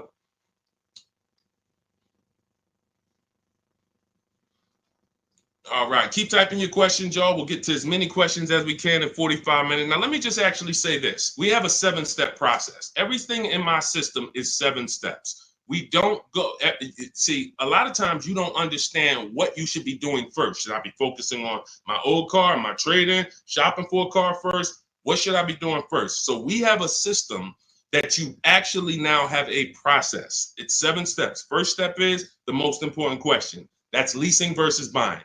How are you going to beat depreciation? Because you're about to buy a depreciating asset. If you buy a depreciating asset with no plan to address or beat the depreciation, you are going to lose like everyone else loses. So we need to see, am I going to beat depreciation with a long-term purchase, or am I going to beat depreciation with a below market lease? Long-term purchase, I got to tie up my money. My money's going to be in the car 3 years, 5 years, 6 years, but over time, the depreciation is going to cool off. I'm going to have a vehicle that doesn't depreciate much. Who has a vehicle that they've had for more than 10 years?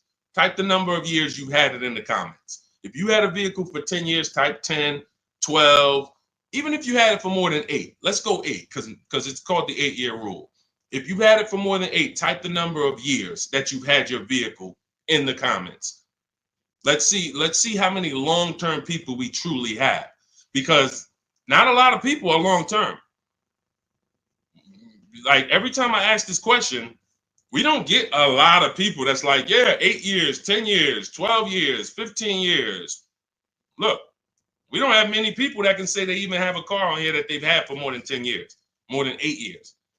But you're tying up all this money in these cars, and then you're going and you're replacing them in 5 years and 6 years. And look, Sharon, 14 years. God bless you, Sharon. That's a long-term person. Look, Ray Johnson, 9 years. That's a long-term person. So they don't have to worry about depreciation. Their car right now is worth the same amount it'll be worth about a year from now. If Ray's car is worth $9,000, a year from now, it's going to be close to 9. He's beat depreciation. So if you're not buying cars to beat depreciation, you shouldn't be buying them, because you're not going to beat depreciation in the short term. You can't. It's impossible. The only way to beat depreciation as a short-term buyer is to get below market leases, because you're never tying up your money in that car. Not regular leases, below market leases. Big difference. Go ahead, Dolan. I see we had a question come from TikTok. Let's throw them up.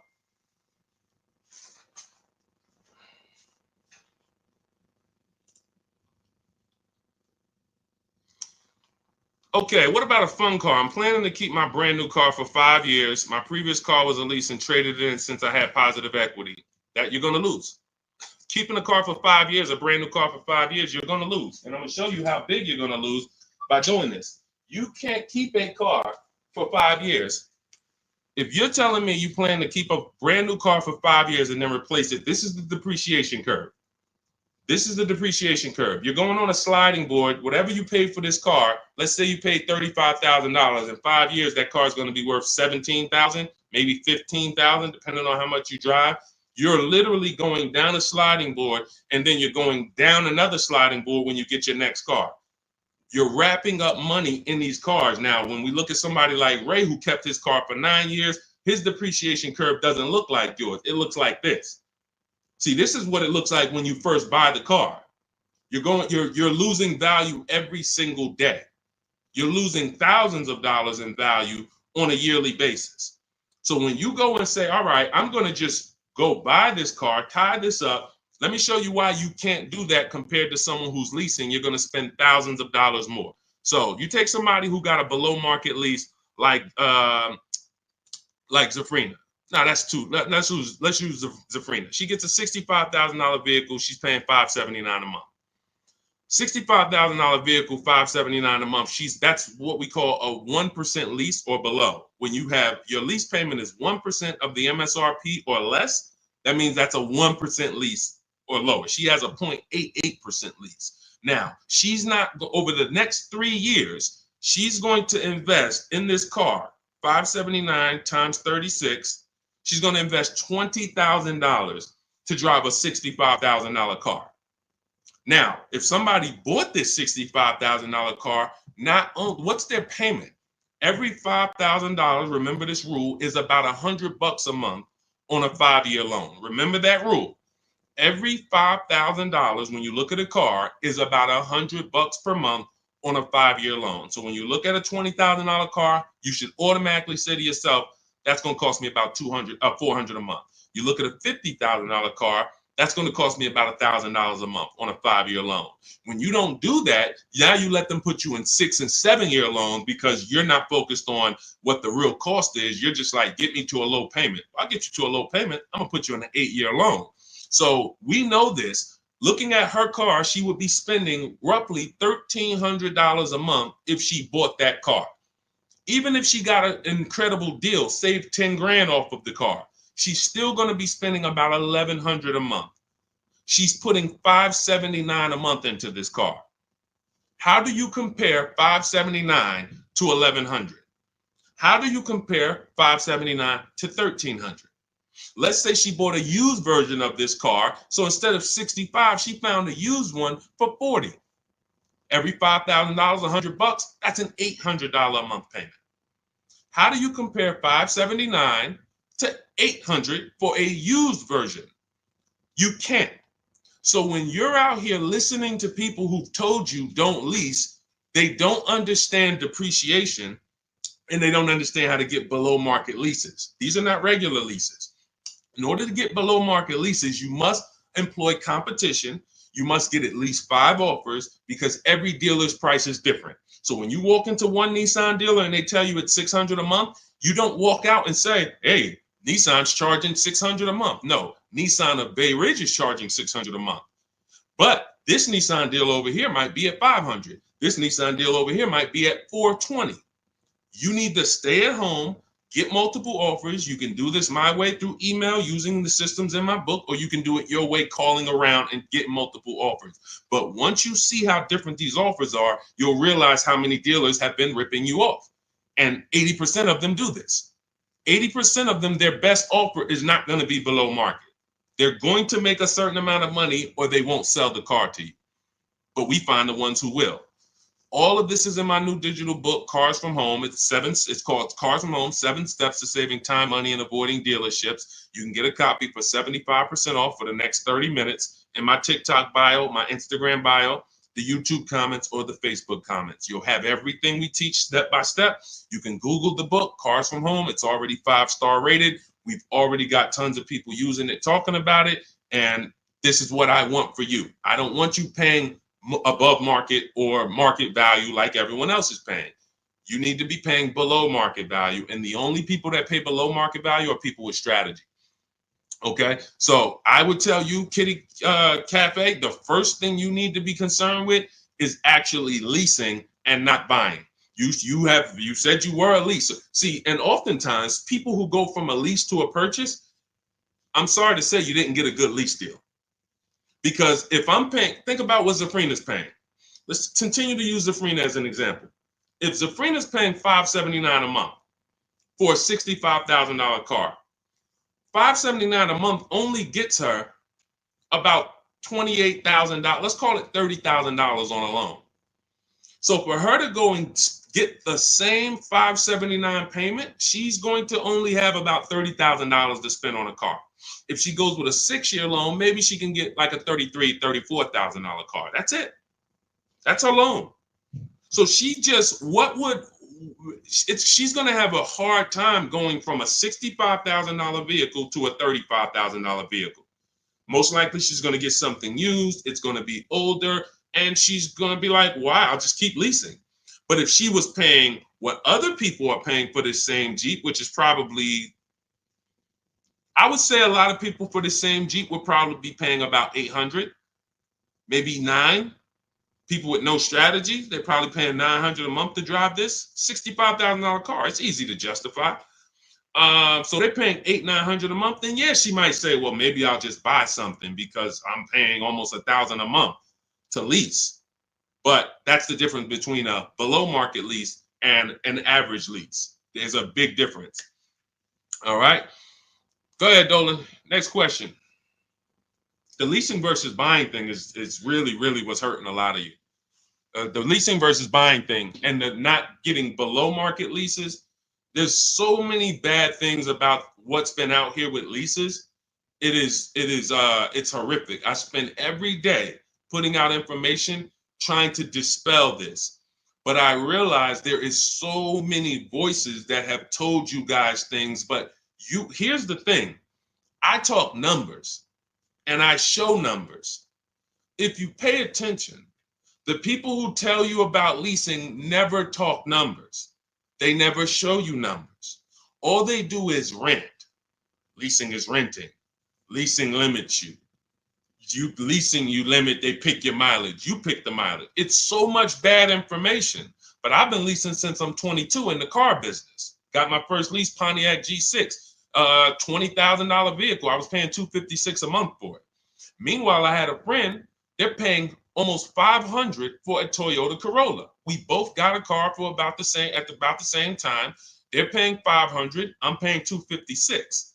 I'm seeing what they're going through with their car breaking down, getting older, because they kept the car for a while, getting older, and now I'm on my second car paying a low payment. And as a young person, you don't want a $500 payment. I didn't need a $500 payment when I was 22. Just had my daughter. I needed that $256 payment.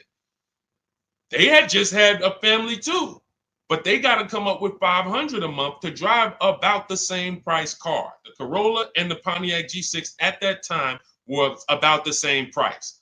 You can't justify to me in any way that makes more financial sense. There's nothing you can say to me unless that person's going to keep the car, pay it off, and then keep the Corolla forever. If you're going to keep the Corolla for 10 years and then you pass it down to your daughter or your son, it's their first car, and now you just got an extra car, that's a different story. You shouldn't be leasing if you're that person. But if you're a 5-year, 6-year owner, 7-year owner, and you're just paying these high payments, you pay your cars off, and then you go back into another finance, you're just overpaying. You're throwing thousands of dollars out in the garbage, and there's no way around it. You put me against anybody.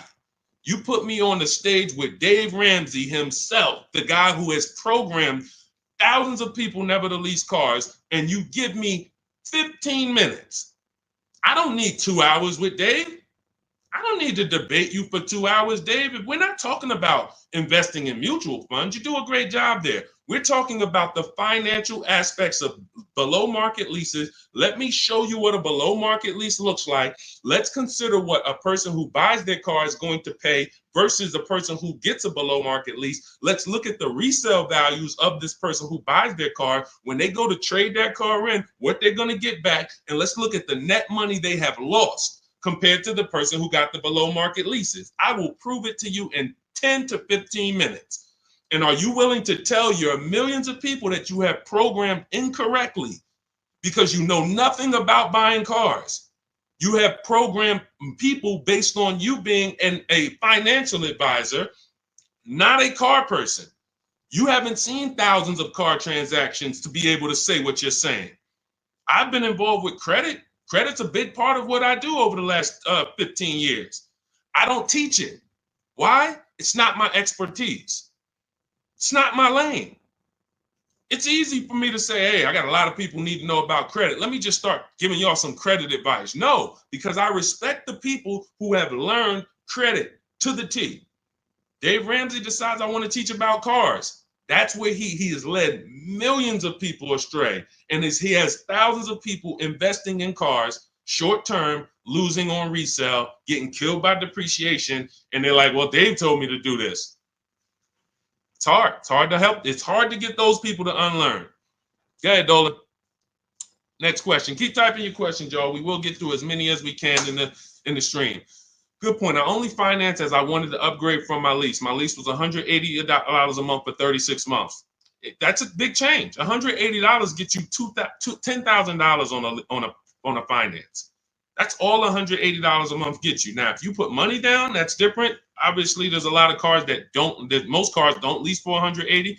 So I'm assuming that you put some money down to get there. But again, what were you driving for these payments? You're driving a brand new car. There's no comparison.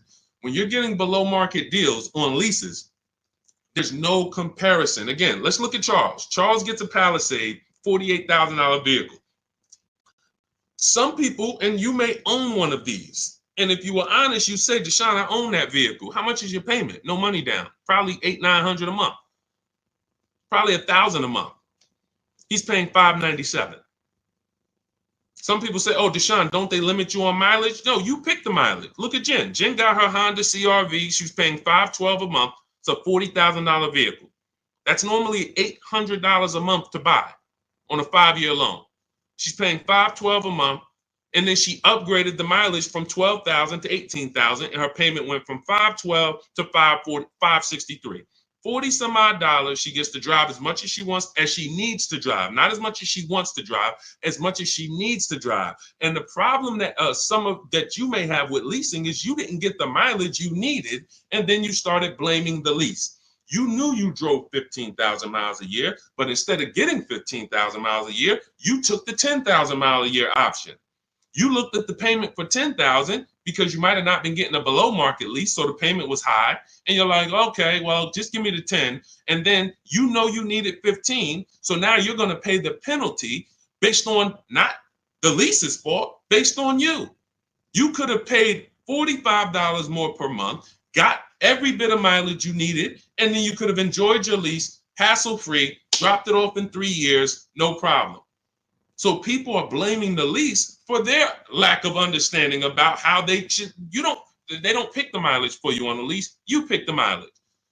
We got people who drive 25,000 miles in lease because they don't want to keep their cars tied up and have that depreciation on a car they own. If they drove 25,000 miles, any high mileage drivers, type HM into the comments. Any high mileage drivers, you drive over 18,000 miles.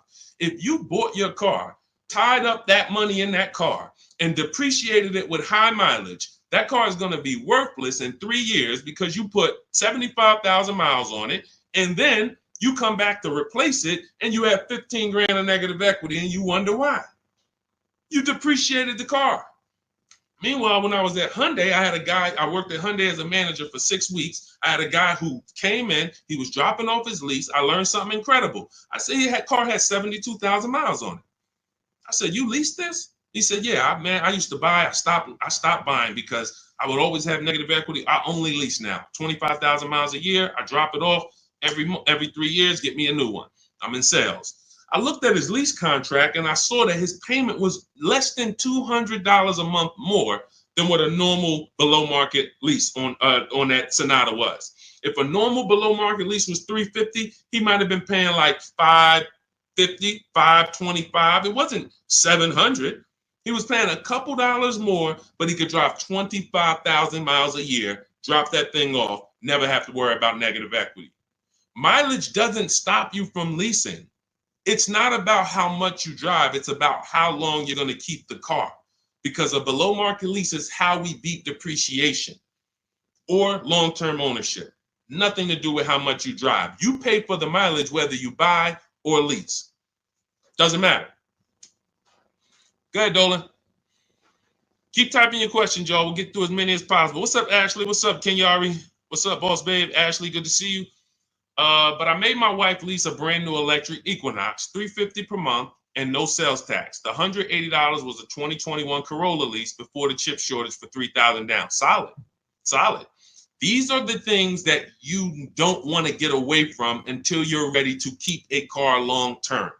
If you are leasing and not keeping cars 8 years, keep leasing. Make sure you're getting multiple offers so that you can get these below market leases, so that you're not paying these prices on the commercials that you see with $5,000 down and all of this tax that's not included. We are getting below market leases, and in order to do that, you must get 5 offers, at least 5 offers. Now you get these below market leases, and you keep doing that until you are ready to buy something. Because as Cafe just said, if he's paying $3,000 down, $180 a month, somebody who bought that Corolla is paying $3,000 down, $500 a month, because a Corolla is probably about 25 grand now.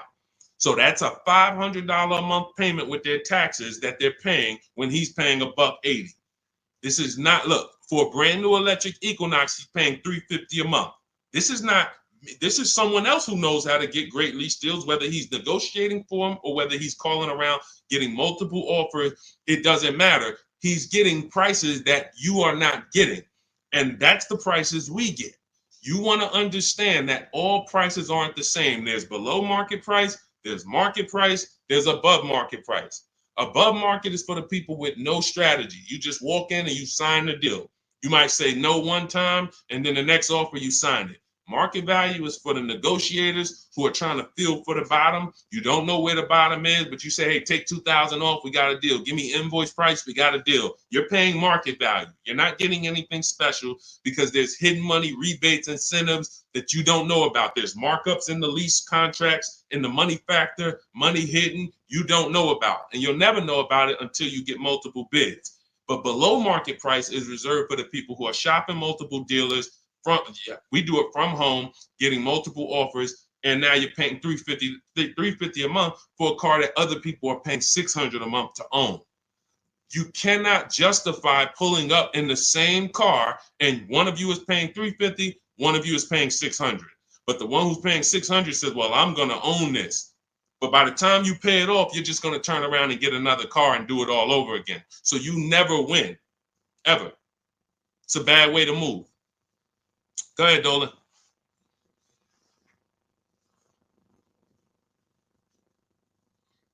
What's up, Ray Johnson? Do you need to... Hold on. Do you need to know all the bells and whistles? I don't know what that means. Can you rephrase that question? Let's type it in another way because I don't know what you mean by that. Can you elaborate? What about the people that drive high miles? You should still be asking yourself, how am I going to beat depreciation? The first step in my process is to determine what I'm going to do to beat depreciation on this depreciating asset I'm buying. So if you're a high mileage driver, you drive more than 18,000 miles per year, you're depreciating your car so rapidly that in 5 years, you're going to have, call it 100,000 miles plus on the vehicle, but your loan does not move that fast. Most of your loans are going to move this way, but your depreciation is moving like this because you are just using the heck out of the car. This is point and proof that you pay for usage, whether you buy or lease. If you bought a car and put 100,000 miles on it, you do pay for that. If the same person bought the same car, but they only put 50,000 miles on it, their car's worth more than yours. They can sell it for more. So you lose based on your usage. So in the short term, you can't win driving high miles because you are literally destroying the value of your car. Then you flip to another car. That'd be like you doing this. Hey, do me a favor. Give me this car. Let me depreciate it like crazy. Then let me swap it out and let me get this car depreciated like crazy. And you just keep doing it. Depreciate it like crazy. But you're never getting to the point where the car is paid off and now the car starts to depreciate like this. That's for the people. If you have a car that you've had for 10 years, 12 years, 9 years, 14 years, this is what the car is depreciating like. You're losing a little bit every year. If it was worth $9,000 this year, it's probably worth $8,200 next year. You beat depreciation. And that's when you enjoy, this is the benefits of ownership. This is what I call in my book, the reward stage. You don't get here without long-term ownership. And if you're not built for long-term ownership, that is okay. But what you should be doing is doing what my client who was in Hyundai did, doing your high mileage lease, shopping for a below market lease, and then driving the mileage you need and dropping off your car in 3 years and going and getting a new one over and over again. You're never tying up your money in these cars. If you're going to tie up your money in these cars, you better have it in there for the long run.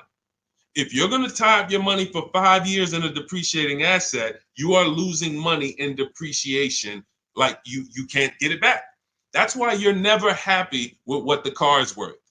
When you come and find out what your car is worth, you're like, I can't believe that's all you're giving me for my old car, because you're thinking about how much you put into it.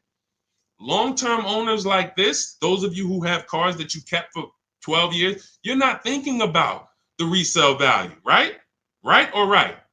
You're like, Sean, I got so much money out of this car. I had this car, man. The transmission went out. I put a new transmission in it. I got my money out this car.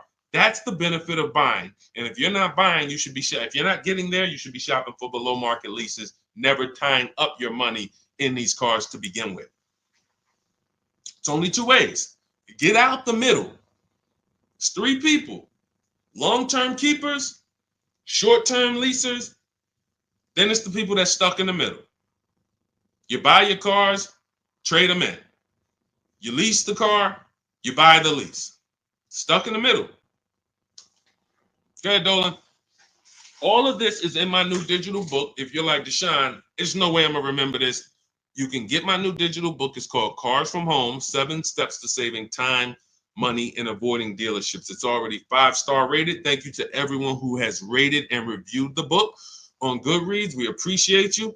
You can get your copy. It's normally $97, but for the next 30 minutes, you can get your copy for $24, which is 75% off if you get to my TikTok bio, my Instagram bio, the YouTube comment link, or the Facebook comment link before the 30-minute timer hits zero. After the timer hits zero, price does go back up to $97, and it's worth every penny of $97. This book will be the top 3 most valuable books in your library. And when I say valuable, I mean the books that save you money. There's only a few books. I got a bunch of books. You guys can see I'm grabbing them. There's only a couple of these books that have actually put money in my bank account or helped me save money. There's not a lot of them. This will be the top 3 most valuable books to your bank account. That's all I care about. So go grab your copy. TikTok bio, Instagram bio, YouTube link, or Facebook comments. And you'll have everything we teach in the blueprint of how to get below market leases, below market purchases, below market new cars, used cars, high mileage driving. Everything is in there step by step. It's a blueprint. All right. Go ahead, Dolan. All right. Buy a car for the first time. I'm going through my bank. My budget is $8,000 and I finance the rest. So you have $8,000 cash. You want to see, can I get a vehicle without using that cash? So if you're talking about financing, first thing you want to decide is, what can we get without a down payment? So depending on where I want my payment to be, let's say $350 a month. Maybe I want it to be $350 a month for 5 years. Well, can I get a car with everything I want, everything I need, $350 a month for 5 years? That's my budget. If I could do that, I don't need a down payment. Now, if you say, okay, $350 a month for 6 years, no money down, that's a little more money. If you say, all right, $350 a month for 5 years, but then I'm going to use some of my down payment. Now I can get even more car. And then your max budget might be $350 a month with my down payment for 6 years. See, all of those numbers didn't change, but the terms changed and what you bring to the table changes. That budget doesn't change, but you don't realize if I get a car for $350 a month for 5 years, I paid less than if I get a car for $350 a month for 6 years. So these is how we budget. I actually have a tool in my book called the Perfect Budget Calculator I created, where you put in your preferred down payment, you put in any equity you have from your old car, you put in your max monthly payment, you put in the average interest rate, and it'll give you up to 6 goals that you shop from. So when I went and got my used Infiniti truck, I had 6 goals. One of them was no money down 5 years. Next one was no money down 6 years. Third one was money down 5 years, money down 6 years. Then the fifth one was money down and the equity I had from selling my old car. And then the sixth one was money down, equity, and 6-year loan. See, there's multiple ways to budget where you don't go over your max. But I find the problem is when we budget with our max in mind, I only want to spend 500 a month, 500 a month, 500 a month. You usually go in and you spend what? 600, 550. You're putting 1,500 on a credit card because you didn't calculate the taxes. The tool in my book, the Perfect Budget Calculator, calculates the taxes in your state. So you don't go in and say, oh man, I didn't know there was another $3,000 in taxes and fees. Who's had that happen? Oh man, I thought we was making a deal, but you forgot about the taxes and fees. See, all of this stuff you don't realize should be normal in a complex financial transaction. But what they've taught you in the car business is to just treat car buying like you're buying a TV because it makes them very rich. I've been in the business for 14 years. I sat next to people who I know shouldn't be in the business, but they're not going to get them out the business. They make a lot of money for the dealerships. They'll always have a job. Even if they get fired here because the customers start complaining, they'll go there and they'll say, hey, look, I made 300 grand at my last place. Oh man, when can you start? These people are always going to have a job. So when you look at the industry and say, okay, if this is what the industry is like, what do they care about me? They don't. The 20% of dealers who get up every morning and they do the right thing. They want to beat their competition. They're honest. They want to make sure that they're giving you the best service. It's 20%, 2 out of 10. You're going into your local dealer and you're buying from them, not realizing that's an 80% dealer. All they do is make a lot of money on their customers. If they can't make a lot of money on their customers, they won't sell the car. And you know what's beautiful about the car business? For those of you who are wolves and sharks and evil, it's not about the customer winning. It's about you making the customer think they won. I'm going to say that again. For those of you who are like, what business could I get into where I can make 200 grand? And I don't need to have morals as long you are trained to make the customer think they won. And that's all it's about. If that's why you start high and you come down. If you know your price on your car is 600 a month, you start at 800. This is what the worst people do. You know that the full price for your car is 600 a month. When Mr. Jones sit down, hey, Mr. Jones, all right, we got a great proposal for you. Great news. We're going to make you a great deal today. Your payment's $790 with $2,000 down. What? That seems like a high for this car. The car's only this. That seems real high. And then I didn't even want to do any down payment. All right, so you didn't want to do a down payment. So, all right, look, if I could get the down payment out, your payment would go from $790 to now it's $840. No down payment, though. What's more important than you, the payment or the down payment? No, well, both. But what's more important? If you had to pick one, well, I really don't want to do any money down. All right, so right now we're at $840. Where can we agree? I'll talk to my manager. Where can we agree that you'll be happy? Because I want to make you happy, Mr. Jones. Nah, I mean, I'm thinking of paying I really wanted to be at $500, Mr. Jones. I understand. Where'd you come up with that number? I just thought I'm looking at the car. I'm thinking, 500 seems fair, but follow me, Mr. Jones. You're looking at this car. You know where the demand is. You know there's no cars around. This is all stuff that's not true. You don't know where the demand is because you haven't shopped. There's no cars around. You don't know that because you haven't shopped. But these guys we are absolutely trained to, if you want to use your powers for evil, it is very easy to get you. That's why we don't shop that way. I would never send you in to deal with people who negotiate every day for a living like this. Your power is being at home, having multiple dealers compete for your business, and that's how people like Tasha get these deals. Thousands off on a brand new car, only 1-year-old car. This is how we have grandmothers who do this. Look, India, ridiculous deal on a Toyota. Look, Hyundai, $365 a month, no money down. 2024 Hyundai Elantra, limited, with the leather in it. She didn't get that going in negotiating. You can't. But from home, that's where the power is. That's why our entire system is called Cars from Home. I can sit here and walk you through why you can't win. I don't care who you are. So when I'm telling you, you have to change the way you shop. When people say there's no deals, they're right.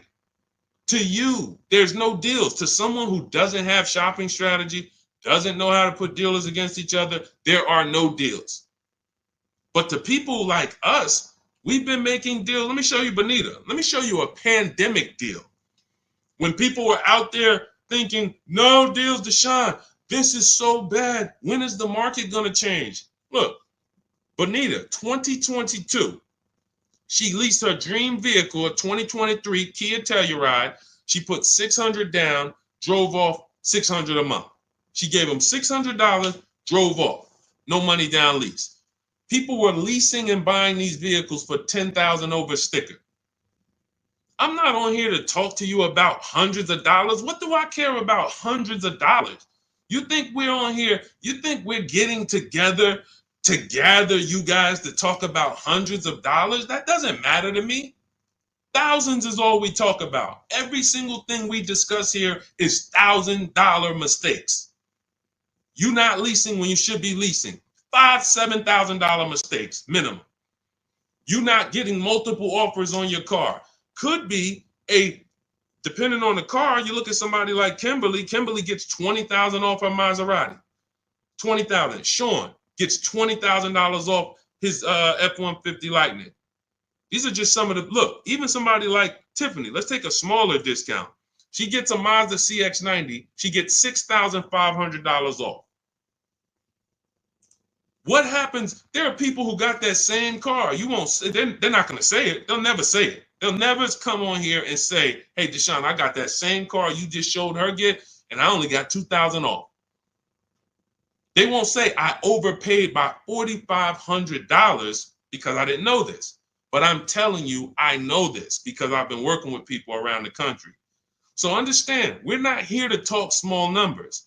When we're tapping in, we're asking you to tap in, lock in, so that you can actually keep thousands and thousands of dollars in your bank account instead of putting it in these cards or giving it to these dealers.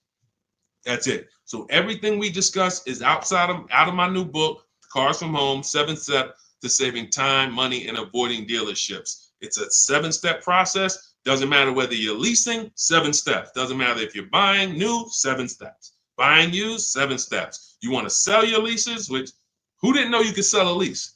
Put a question mark. Who didn't know you could sell a lease? Type a question mark in the comments. Question mark. Deshaun, what do you mean you could sell a lease? Okay, thank you. We're renovating with the jeans. Okay, look, Lynn, Brooke, Miss Tucker. Look.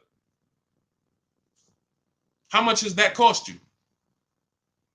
Not knowing, and we begin to teach people to do this during the pandemic because every single car was $7,000 to $10,000 more than it was truly worth. So a Jeep Grand Cherokee, I sold my Jeep Grand Cherokee for $28,000 after I had leased it for 3.5 years. 39 months, I leased it, and then I sold it for $28,000. The vehicle, brand new, was $35,000. Brand new, that Jeep Grand Cherokee Laredo that I leased for $330 a month, paid $330 a month for 39 months. I sold it for $28,000.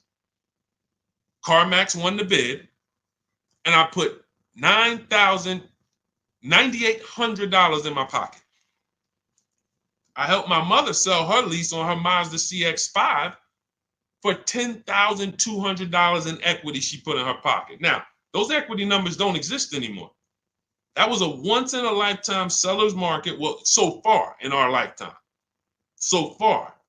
There's people who still want that. They still are basing, and you may know people who are like, hey, well, I'm going to buy this car and I'm going to flip it because I bought a 2019 Mustang and then I sold that Mustang in 2021 and got all my money back. Try that again. You're going to lose everything. It's over. It's over. That was a limited inventory, global shortage, chip shortage. Everything's worth $7 to $10 to $12,000 more. Those who cashed out won. Those who cashed out at that time won big. You can look back over history, and I helped a lot of people do that. You can look at my videos. Some of my biggest videos, 5 million views, 3 million views, was how to cash out. People coming on there, yo, I just sold my lease. I made $7,000. Yo, I made 10 grand because of you. Yo, I sold 2 leases. I'm telling everybody during the pandemic, cash out, cash out, cash out, cash out. You won't be able to do this again.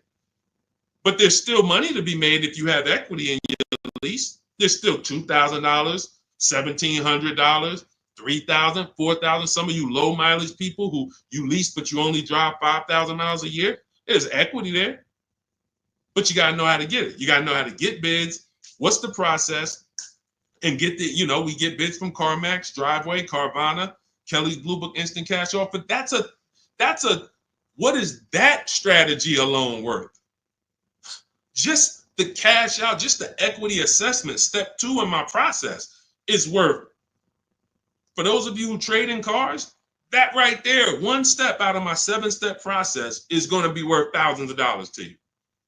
So you can get my new digital book, Cars from Home, 7 Steps to Saving Time, Money, and Avoiding Dealership, and you can get it for 75% off. That's my welcome offer to you, but it's only for 30 minutes.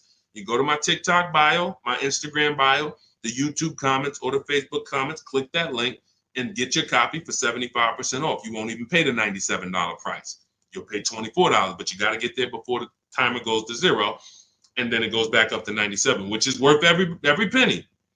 Book's worth every penny of $97. It'll be in your inbox in 2 minutes. And make sure as soon as you get the book, you screenshot the thank you page, because the link to open the book is actually on that page. You open the book on that page, and I also email you a copy, but my support team's email is actually on that page as well, because sometimes you type your email wrong, you're typing fast, you're trying to hurry up and get it before the sale ends, and then you end up typing your email wrong. We can't send the book to a wrong email, so that you'll have my support team's email there. But this is the most serious thing outside of buying a house. There's nothing more serious to me. And some of you are not going to even buy houses. Some of you like, Deshaun, I'm a renter. I don't plan on buying. That means the car is your most expensive purchase. And you're going to do it over and over again. You might have 5, 10 of them in your lifetime or more.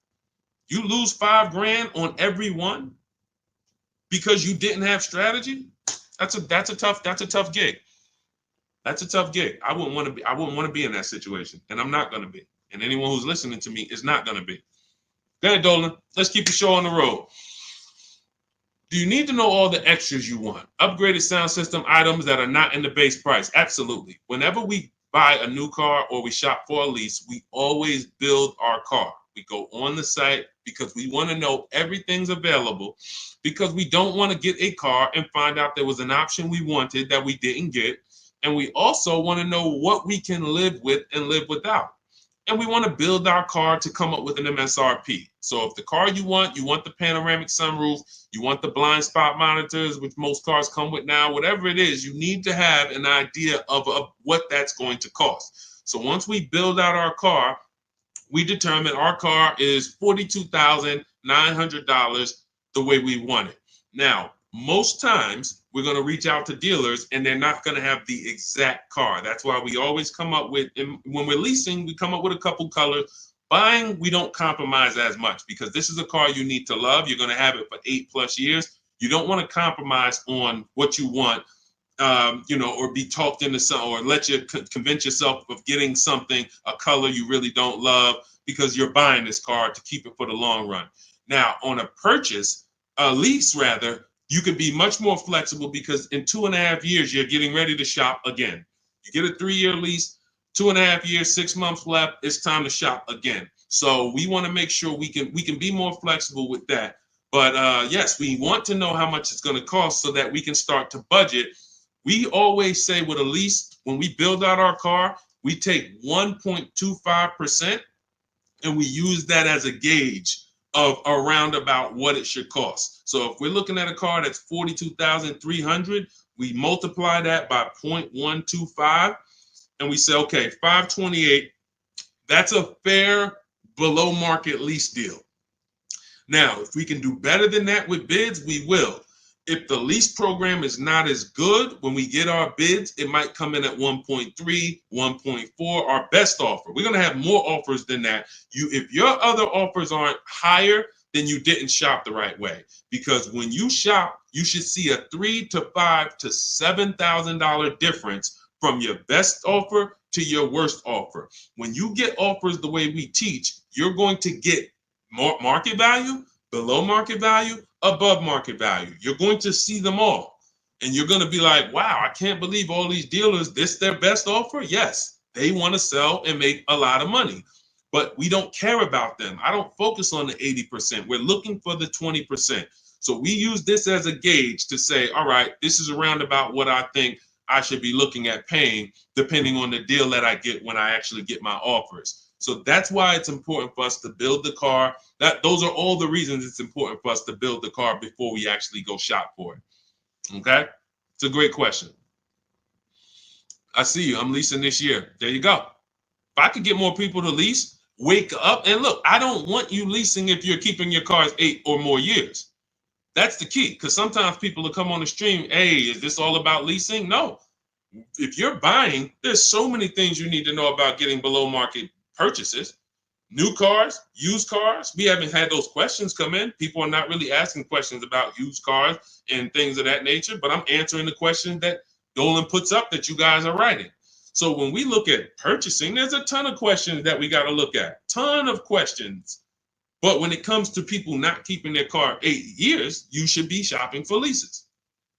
You're not keeping a car long enough to beat the depreciation.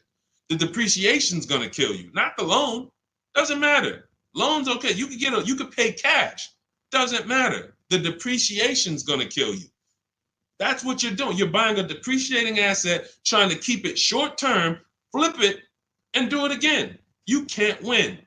The only way to win with a depreciating asset is long-term ownership, or never tie your money up in it in the first place, which is a below market lease. Go ahead, Dolan, throw that one back up. Arturo, does your credit score affect the lease? Sure. You want to have fair credit. I always tell people you want to get to about a 660, 680, similar to if you were trying to get a good deal on a house. You would be trying to set yourself up with a good credit report to buy a house. Now, with leasing, you can also lean on payment history. So if you have a $400, $500 a month payment, you've been making it on time for 2 years, that weighs heavily in you getting approved. So I always say it's nothing that gets you approved for a new car like a paid on-time payments for your old car. The banks look at that and say, well, hey, we can see, yeah, credit cards might be high, but they never miss the payment on their car. They never miss that $500 payment. That means something to the banks when your credit score is a little in that marginal in that marginal range or that mid range. So I always tell people, get to a fair range, work on your credit so that you're able to lease, and don't tie up your money in a long-term purchase because you can't lease right now. If I couldn't lease right now, my only mission would be to get an inexpensive car, get my credit to a 660, 670 to lease. I wouldn't be trying to get a Dodge Charger, $20,000, $30,000, $40,000 car. I'm going to pay 20% interest. And when I go out to replace that car, I'm going to have so much negative equity because the interest alone is going to bury me because I don't have good credit. So now I'm no closer to leasing. My payment is going to be high. And I usually end up with an older car because I'm trying to squeeze my way into a nice car that I could show off and feel good about. Nah, I mean, I work hard. I want to be able to drive something that, I feel good about. But you haven't qualified yet. You haven't qualified to drive something great yet. If you have a 500 credit score, 600 credit score, you're not qualified to drive something ideal yet. You should be sacrificing to get set up so that I can make a power move. And what you do in getting set up is you get the least expensive car that you can get a loan on. You get a $10,000 car, quality, small car. Try to get something that brand new was $24,000, $25,000, Hyundai Elantra. Get yourself a smallest car that you can qualify for, and you have minimal payments, $200, $250 a month payments. You pay those payments on time. You make sure it's a quality car, and you go and you make a move for a lease once you've established yourself. Or you can just do what other people do and say, you know what, who could get me in this brand new whatever, or who could get me in that, used Mercedes? And you're going to lose in every way. The quality of the car is not going to be ideal. The loan is going to be out of control. The interest is going to be great, ridiculous. You might not get a great price on the car because you come in looking desperate. You need a car, not want a car. You need a car. So nothing is working for you. Everything's against you. So it's much better for you to discipline yourself. Say, look, I don't mind driving something that I don't feel great about, but I'm working on my credit. I'm going to make these payments on time. I'm going to get myself to a 660. I'm going to have 2 years of on-time payment, and then I'm pulling off the lot in a brand new lease. Power moves. That's a plan. Go ahead, Dolan. And in my book, that's called the SMART car strategy. It stands for saving money at the right time. If you can't qualify for a lease, your only goal should be to set yourself up to lease. Now, if you're buying and your credit's not good, I'm an 8-year person. I keep my cars 8 or more years. Nothing wrong with buying a higher priced car and refinancing it later.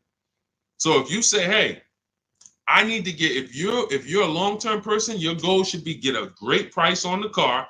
You're going to pay more in interest and then fix your credit. And instead of changing the car in 2 years to a lease, you would change the loan, refinance, and then you would keep the car.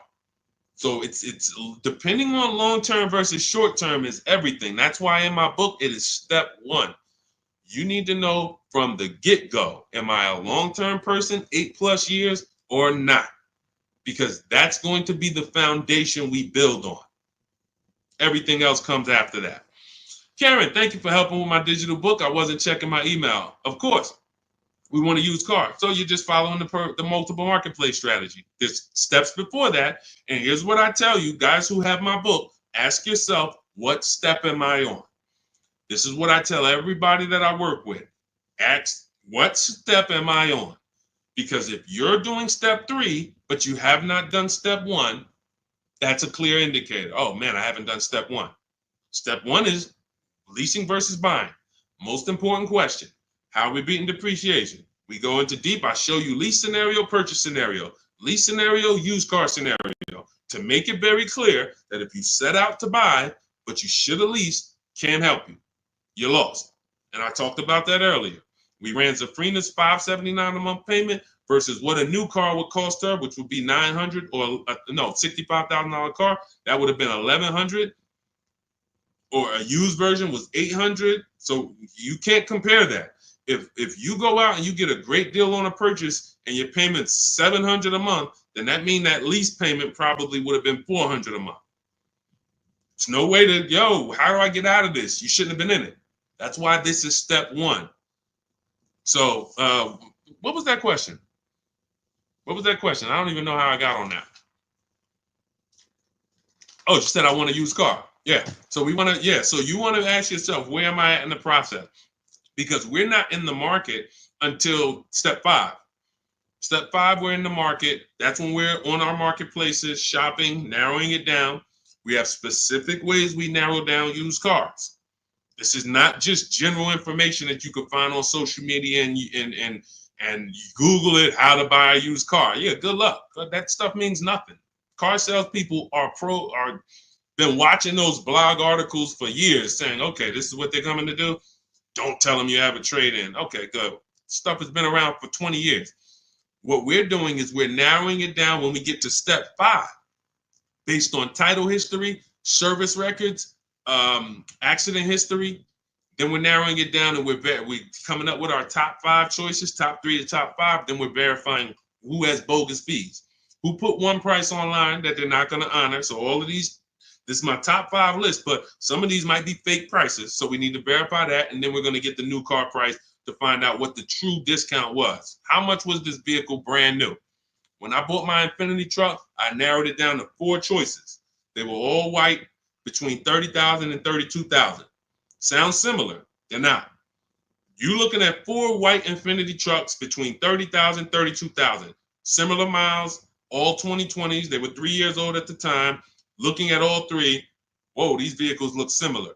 Once I got the brand new price, I found out one of them was $46,000 brand new. The other one was $48,000 brand new. The other one was $52,000 brand new. And the one I ended up getting was $54,000 brand new. Big difference. See, so what seemingly was close was nowhere near close. The furthest apart was 54 to 46. It's an $8,000 difference between the least expensive one and the most expensive one. But without the brand new price, you don't know that. You're choosing the wrong vehicle, thinking, oh, I got a good deal. No, the good deal was that other one that you didn't pick because you didn't have the brand new price. So that's step 5. But we got plenty of things we do before that to verify the DNA of the vehicle, check the data. And look, let me be clear. It takes me 90 minutes to buy cars. I'm not putting a system together that takes days. I'm not going to do it. It's not necessary. Choosing your vehicle, that might take you days. Going and looking at cars, test driving, that might take you days. Deciding what you want. We call that shopping. That's a step in my book. Shopping, not buying. That's deciding what you want. But once you know what you want, 90 minutes. Now, first time you use our system, it might take you 2-3 hours because you're just learning. You're overthinking. Haven't trusted our process yet. That's normal. But once you see, wait, this is simple steps. I'm going to websites, putting information here, looking at this. This is stuff a high school kid would do. If I could teach a high school kid to buy a car, it'd be easier than some adults because they don't have to unlearn much. Adults, it's like, hey, but I don't have to go into the dealer. You know, hey, Deshaun, I went into the dealer and this is what they said. Deshaun, my dealer called me and they said this. Well, when did I tell you to talk to the dealer?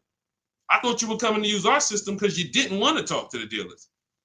Yeah, you're right. See, that's overthinking. Now, that doesn't mean you're going to lose because we got a lot. That's how a lot of people come. You're trained to do things one way. You have to unlearn that. But once you see what we do, you're like, man, I can do this again next time. It'll take me 2 hours.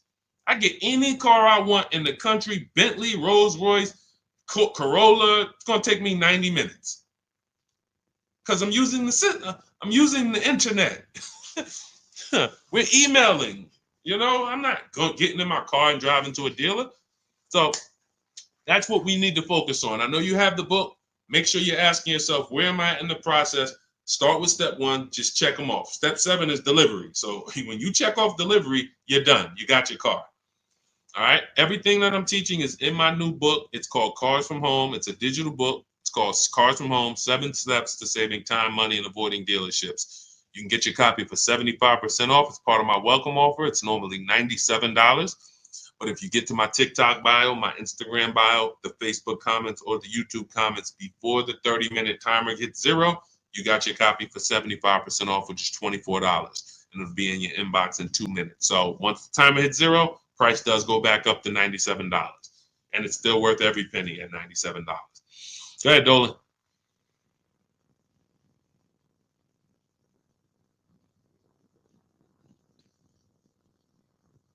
Dolan, you there?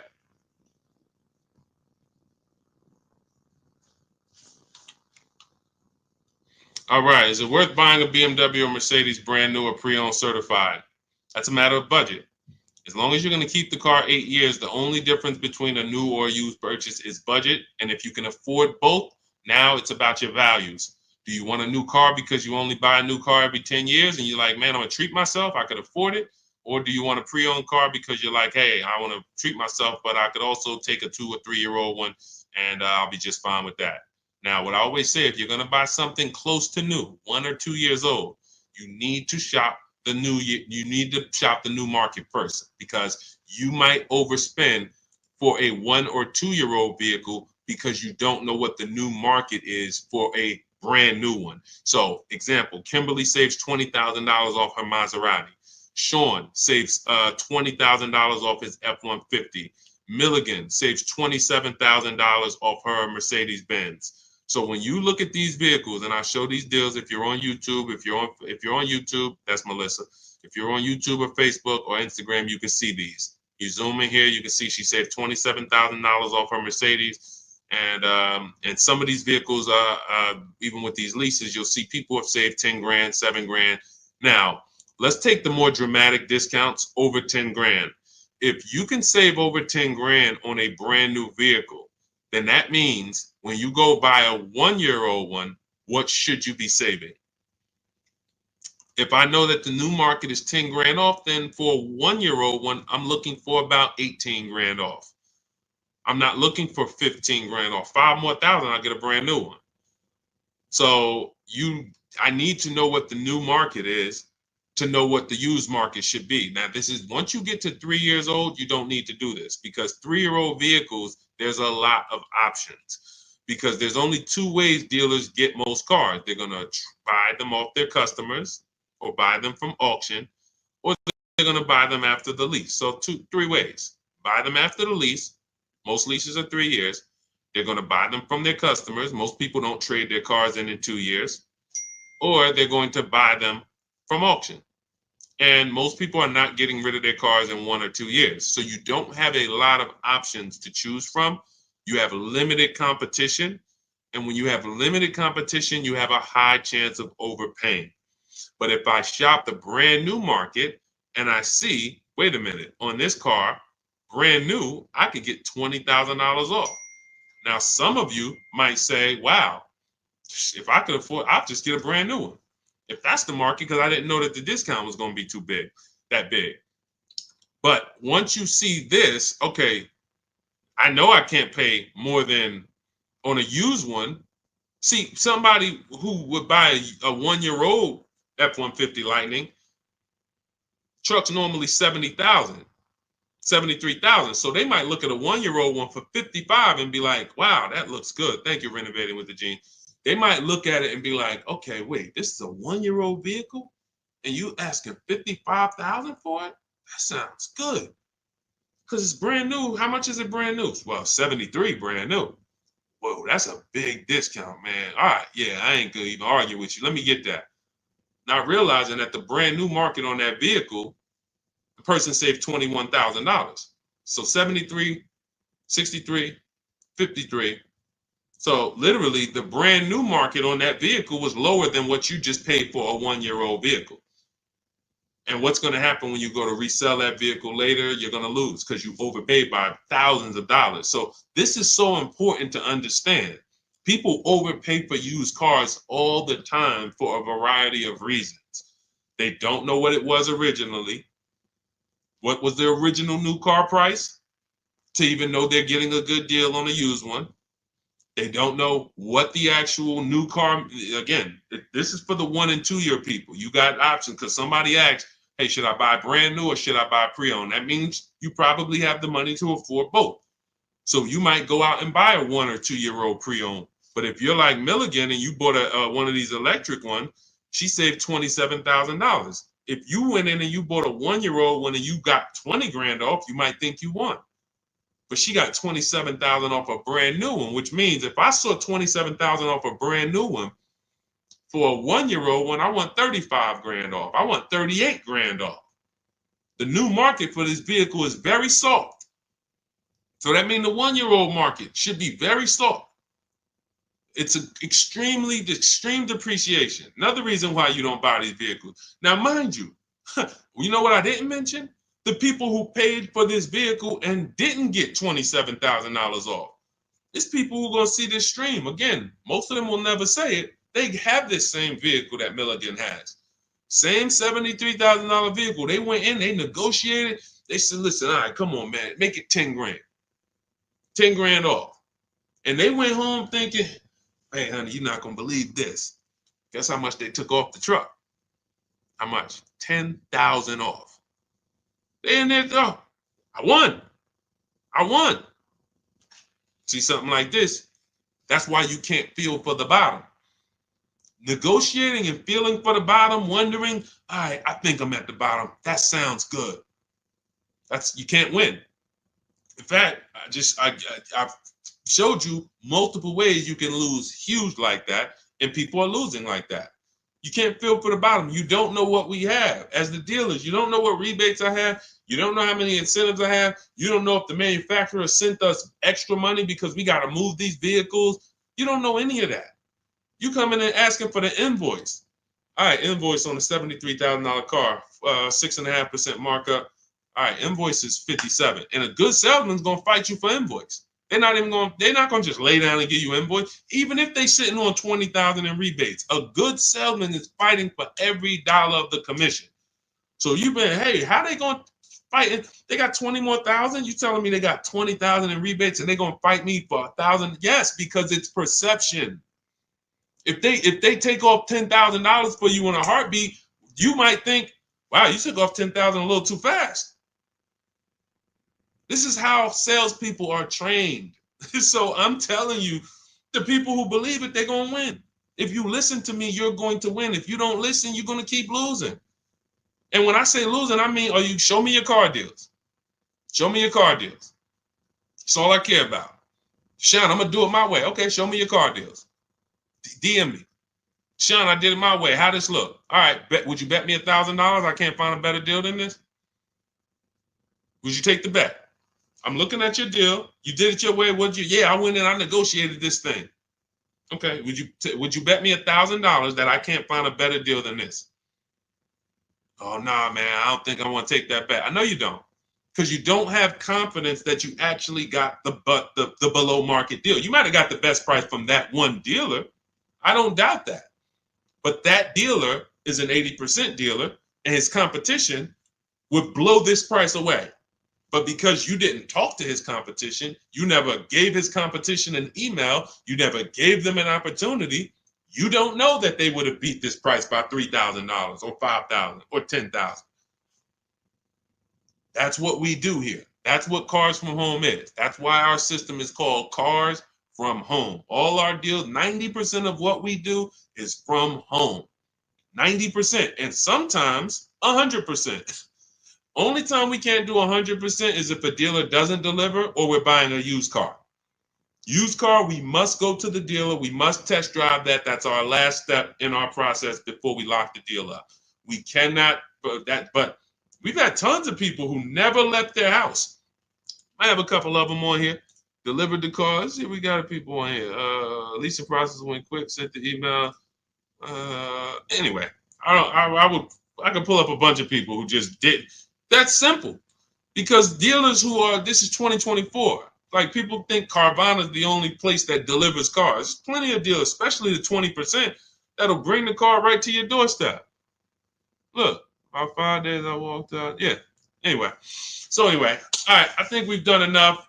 Look, everything that we've taught today is out of my new book, Cars from Home, 7 Steps to Saving Time, Money, and Avoiding Dealerships. It's a 7-step process that I've developed over 14 years in the car business to buy, lease cars, to buy and lease cars below market value in 90 minutes. This does not take a lot of time. This is the easiest way. You don't have to be a great negotiator. You will stay at home where your power is, where you can put dealers against each other, put banks against each other. Thank you so much, Renovating with James. And you can employ competition. The same way you shop for everything else, competition, you can bring that to your car deals. And that's the only way you're going to get below market deals. And that's the only way you're going to start to enjoy car shopping. When you're at home and tons of dealers and banks are actually competing for your business, you actually enjoy that. That's why when you see people like Teddy, who said that I will never lease another car any other way. Look, suppose it's a bit wordy. Look at Teddy. You got his BMW 2024 i4 M50, $73,000 vehicle. His best offer was $856 a month, which is a 1.16 lease. His highest offer was $1,123 a month from another dealer. His closest dealer, his local BMW dealer, was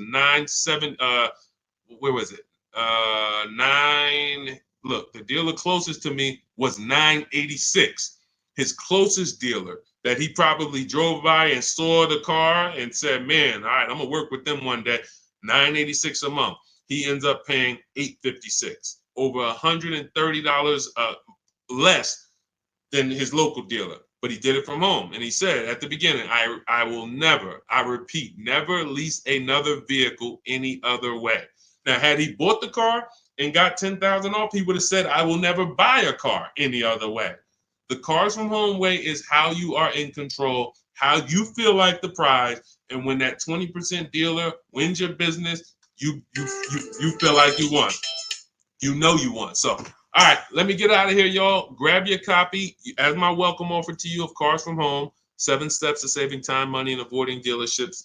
30 minutes only. You can get it for 75% off, which so you won't pay the normal $97. In my TikTok bio, my Instagram bio, click the picture of me, the YouTube link, or the Facebook link, and grab your copy. As long as you get there before the 30 minutes is up, you got it for $24, and you'll have everything step by step. You don't have to remember any of the things we've spoken about over the last hour, 15 minutes. You don't have to remember them because you will have the blueprint step by step. Leasing step by step, buying step by step, selling leases, selling your cars. We never trade cars, getting out of negative equity.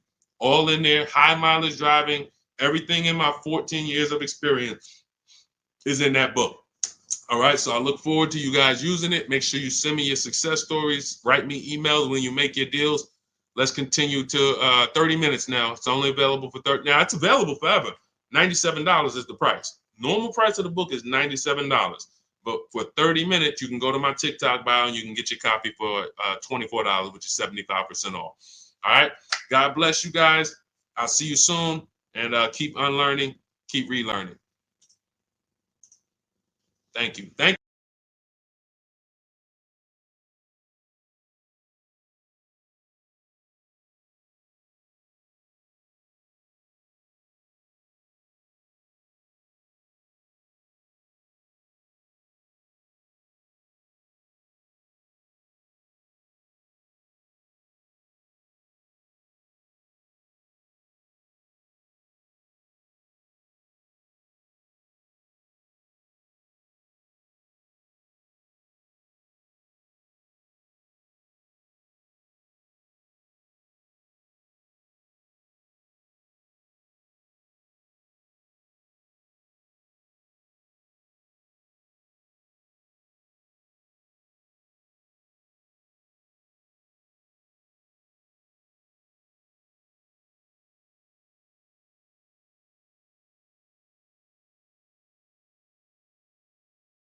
Cynthia Page, good to see you.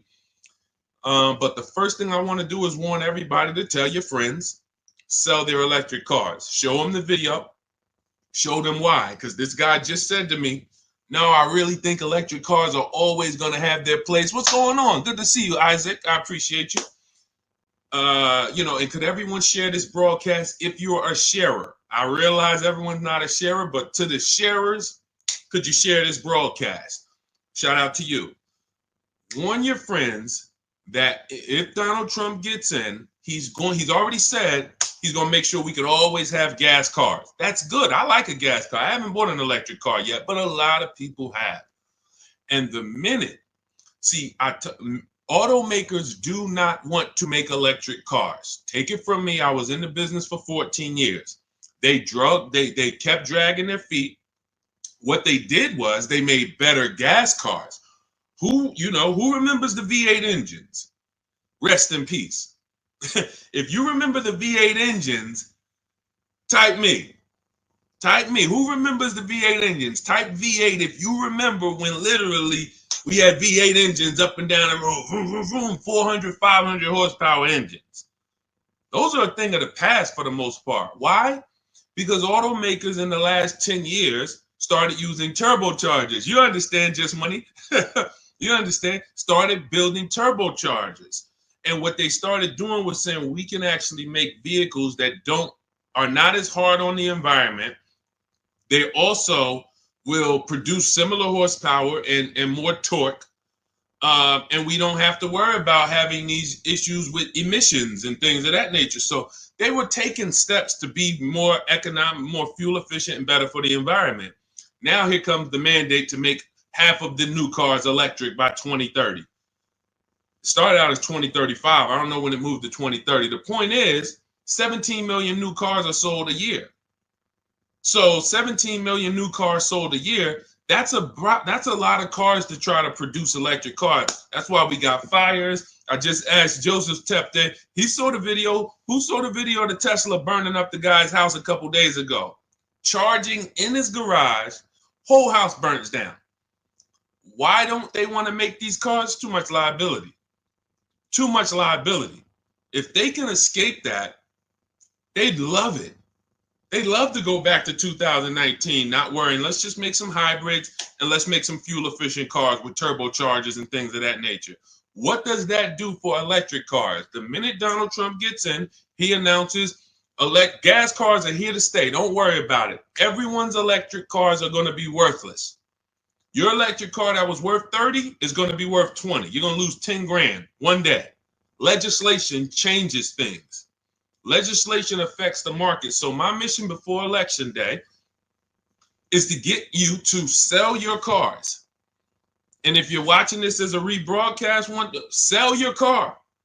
Sell your electric car. Get into a gas car if you own your electric car. Go to CarMax, Driveway, Carvana, KBB Instant Cash Offer, AutoNation, and Car Gurus. Get your 6 cash offers. Sell these cars. You won't be able to. You will not be able to. You're going to be so far underwater. The market's going to be so soft. It's already soft. Google Tesla depreciation. See, I don't want to tell you guys something. Keep typing your questions. We're going to get to the question, but this is a warning, and most people are not going to take it. Most people, just like when I warned people in 2022, do not go out and buy these overpriced cars. Learn to shop so that you're not buying used cars that are going to be worth half because they were selling them all through the pandemic. 80% of dealers were selling used cars that were just 10, 20 grand more than what they should have been selling for. I told them, don't buy these cars, shop around. Now what we got? Thousands of people around the country who are $20,000 upside down, can't get out. I realize though, but if I could help 10 people, if 10 people say, Deshaun, you know what? My man told me, sent me your video. I sold my Mach, whatever it is, Ford Mach. I got out of that thing right before. I'm glad. If we can help a couple people, God bless us. Sell your electric cars. You won't be able to very soon. And if you're going to keep them till the wheels fall off, then it doesn't matter. If you're going to keep it till the wheels fall off, it doesn't matter. But if you're planning on replacing this thing in 2, 3, 4 years, sell now, immediately. Get out of it right now. All right, let's go. All right, we got a couple questions. We're live on Instagram, Facebook, YouTube, and TikTok. And, we'll be live for probably at least 45 minutes answering all types of questions. For those of you who don't know me, I'm known as Deshaun, the Auto Advisor. I spent 14 years in the car business. Now what I do is show you how to make dealers bid for your business. Every dealer has a different price. All cars are cookie cutter. No matter how much you like a car, there's 100 of them in this country at minimum. Even the most rare cars, Bentleys, you have 20, 30 of them around the country that you can shop around so that you can see. But if you use online tools like the tactics I'm going to tell you in this live, you will save thousands of dollars. You'll get below market deals on leases, new cars, purchases very, very easily. Very easily. All right. So feel free to ask your questions. Let's get to it. I see we got a couple that came from TikTok. Dolan, you want to bring the first one up? All right, let's go. I drive a lot of miles. Is it worth it to get a leased vehicle? That's a great question. If you're a short-term person, if you're keeping your cars till the wheels fall off, no. If you drive 25,000 miles a year, but you're keeping that thing for 10 years, that's only 250,000 miles. You get a Honda, Toyota, there's several cars that will go 250,000 miles. No need to think about leasing.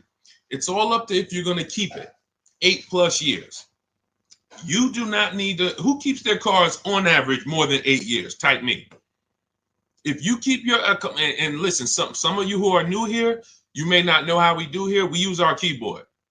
Listen, I know there's lives where you just sit back and you watch the person's telling jokes or, just talking. We dialogue here because this is a finance channel. So we spend a time dialoguing. So stay close to your keyboard. That's how you're going to get the most out of what we're doing. And that's how you're going to save the thousands of dollars on your car. Okay, I see you, Alton. All right, I see you, Amanda. Okay, if you keep your car more than 8 years, don't think about leasing. If someone in your house is keeping their car more than 8 years, they should not think about leasing. Doesn't matter how much they drive. Just get a quality vehicle, get a below market price, keep it long term. You're going to win.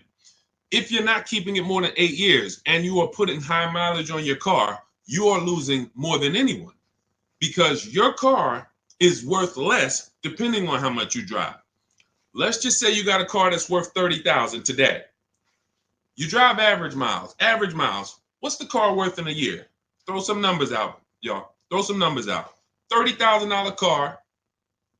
You drive it average miles. What is it worth in a year? What does that car depreciate in a year? From 30,000 today, what is it worth next year? Throw a number out. Okay, Amanda, 19. That's fair. That's a little steep, but 18. Okay. Somebody said 10,000. Man, what kind of car you buy? Listen, that's how electric cars are about to depreciate. It's so funny. That's how electric cars are about to be. They're going to be worthless. The investment in the infrastructure isn't worth it. Okay, so now let's just say you have a $30,000 car. You drive it 40,000 miles in 1 year. 40,000 miles.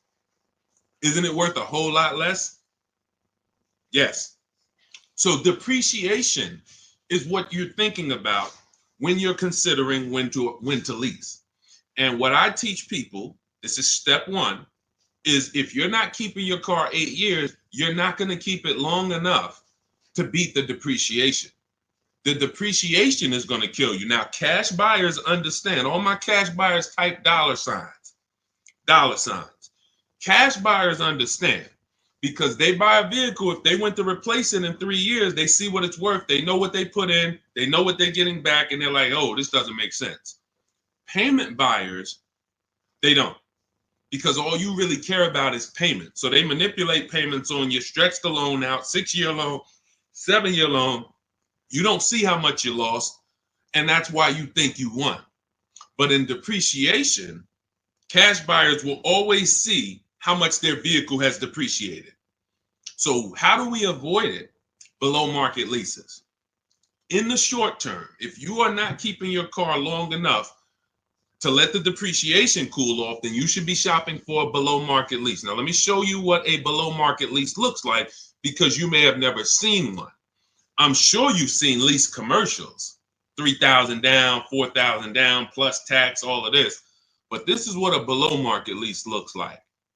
You take, let me do an average vehicle. Let's take Raphael. This is a Jeep Grand Cherokee. Pretty popular vehicle, common vehicle. 45,000, let's call it a $46,000 vehicle. She got it for $549 a month. 1.19% of the MSRP, no money down. She gave him her first month's payment. She drove out of there. That's a below market lease. Let me show you another one. Look, India. She got a new Hyundai Sonata Elantra. 2024 Hyundai Elantra Limited. 36 months, $365 a month, no money down. That's a below market lease. So the key, there's 3 prices, whether you buy or lease. There's 3 prices you can pay. Market value, that's for negotiators. They're going to feel for the bottom. They're going to try to get to the bottom, but they won't ever know the bottom. So they're going to pay market value. Above market value is for people who just can't negotiate at all. You just kind of close your eyes and can't wait to get it over with. And then below market value. Now, how do we get below market leases and purchases? Competition. Very simple. Competition. Putting dealers against each other, buying cars like we buy TVs on Amazon, multiple offers, multiple options while we sit at home and let people bid and compete for us. That is below market shopping. Now, that's everything I teach in my new digital book. It's called Cars from Home, 7 Steps to Saving Time, Money, and Avoiding Dealerships. It's already 5-star rated. You can Google it. You can get a copy of it as part of my welcome offer for 75% off. It's normally $97, worth every penny. You can see all the reviews. But if you get to my TikTok bio, my Instagram bio, the YouTube comments, or the Facebook comments before 30 minutes is up, you can get yours for $24. That's 75% off. So you go activate your link, click the link in those bios or in the comments, and you can get a copy for 75% off. And you'll have everything I teach in a step-by-step way to getting these deals. But for sure, to just sum up your question and keep typing your questions, everyone, we'll get to as many as we can. If you're not keeping your car 8 years, you should be shopping for a below market lease, no matter how much you drive. Only caveat is if you're doing Uber or something where you can't predict your miles, The more miles you drive, the more money you made. That's a different structure. But it's just if you're in a sales job or you're a realtor, no question about it. Leasing is for people not keeping cars 8 years, as long as you get a below market lease. Go ahead, Dolan. Next question. I see y'all running up the likes on TikTok. Shout out to everybody double tapping the screen. Let's go. Every time you hear something you like, if y'all keep double tapping the screen, y'all keep running those likes up, we appreciate you. And, shout out to the people who really support the movement, not the people who check into the broadcast, the people who support the movement, the sharers, the new followers, the people who tag their friends, the people who double tap the screen, the people who hit the like button. Shout out to y'all. We couldn't do this without you. We appreciate you. Banana phone, 10,000 down, 725 credit. What car should I get? It's a lot of them out there, man. Pick one that you like. And first things first, decide how are you. You already have the credit to buy or lease. I would really consider, see, that 10 grand down is how people, that car, if you don't buy a car right, which means you lease it, you buy it, but you should have leased, that 10,000 is going to be absorbed into that car. It's literally going to be sucked from your bank account into the car. You're not getting it back. You're not getting it back. So I'll give you an example. If we look at Zafrina got a $65,000 vehicle. No, that's Teddy. Let's use Teddy. $73,000 BMW he got. He put no money down. His payment's $856 a month. He used our system. We contact 25 dealers. Now, you can do it your way. You want to call around, talk to managers, get offers, that's fine. I just recommend you get at least 5 offers. Because what we've seen, I've seen this, been in the industry 14 years. I've been helping people online for more than 3 years now, all around the country. 4 out of 5 dealers are overpriced. So once you get your offers, you need to get at least 5 for you to get the below market offer. But now he comes and he gets $856 a month, no money down. His highest offer was $1123 a month out of all the offers he got. He said he got 10 offers from home. That's why our system is called Cars from Home. We don't need to be in dealers to get below market deals. So if he had bought this vehicle, even if they gave him a big discount, instead of 73, let's say he got it for 63. Let's say he got 10,000 off. Let's round it up to 65, even though the taxes would be more than that. Let's round it up to 65. Every $5,000, I need my people who know this to get ready to type this. Every $5,000 that you borrow on a loan is about how much per month? Every $5,000 that you borrow on a loan, and I'm going to hop on Instagram because I want to see these comments. Thank you, Anthony Austin. Shout out to the people who tapped in. So check this out. If it's $100, it's $100 per month. So now, even if they got a new car, a big discount, $65,000, he's paying $1,300 a month. He's leasing it for $856 a month. So you can't make that make sense. There's a saying, it's taken off the last couple of years that math is not mathing. If I'm driving the same BMW as you and I'm paying $856, you're paying $1,300, you lost. Can we agree? Agree? Can we type agreed? If 2 people are driving the exact same car out the dealership, one's paying $856, no money down, one's paying $1,300, no money down. Can we agree to $1,300 loss? Can we agree? Agree, right? Okay, so this is deal structure.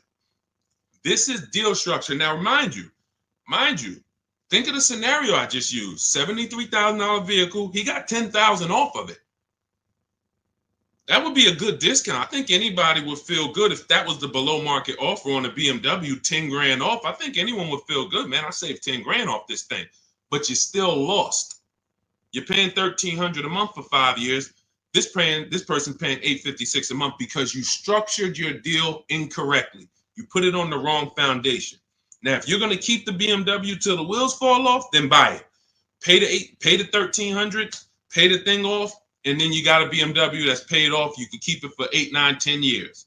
If that's the strategy, forget about leasing. But if you're not keeping it 8 years, you lost.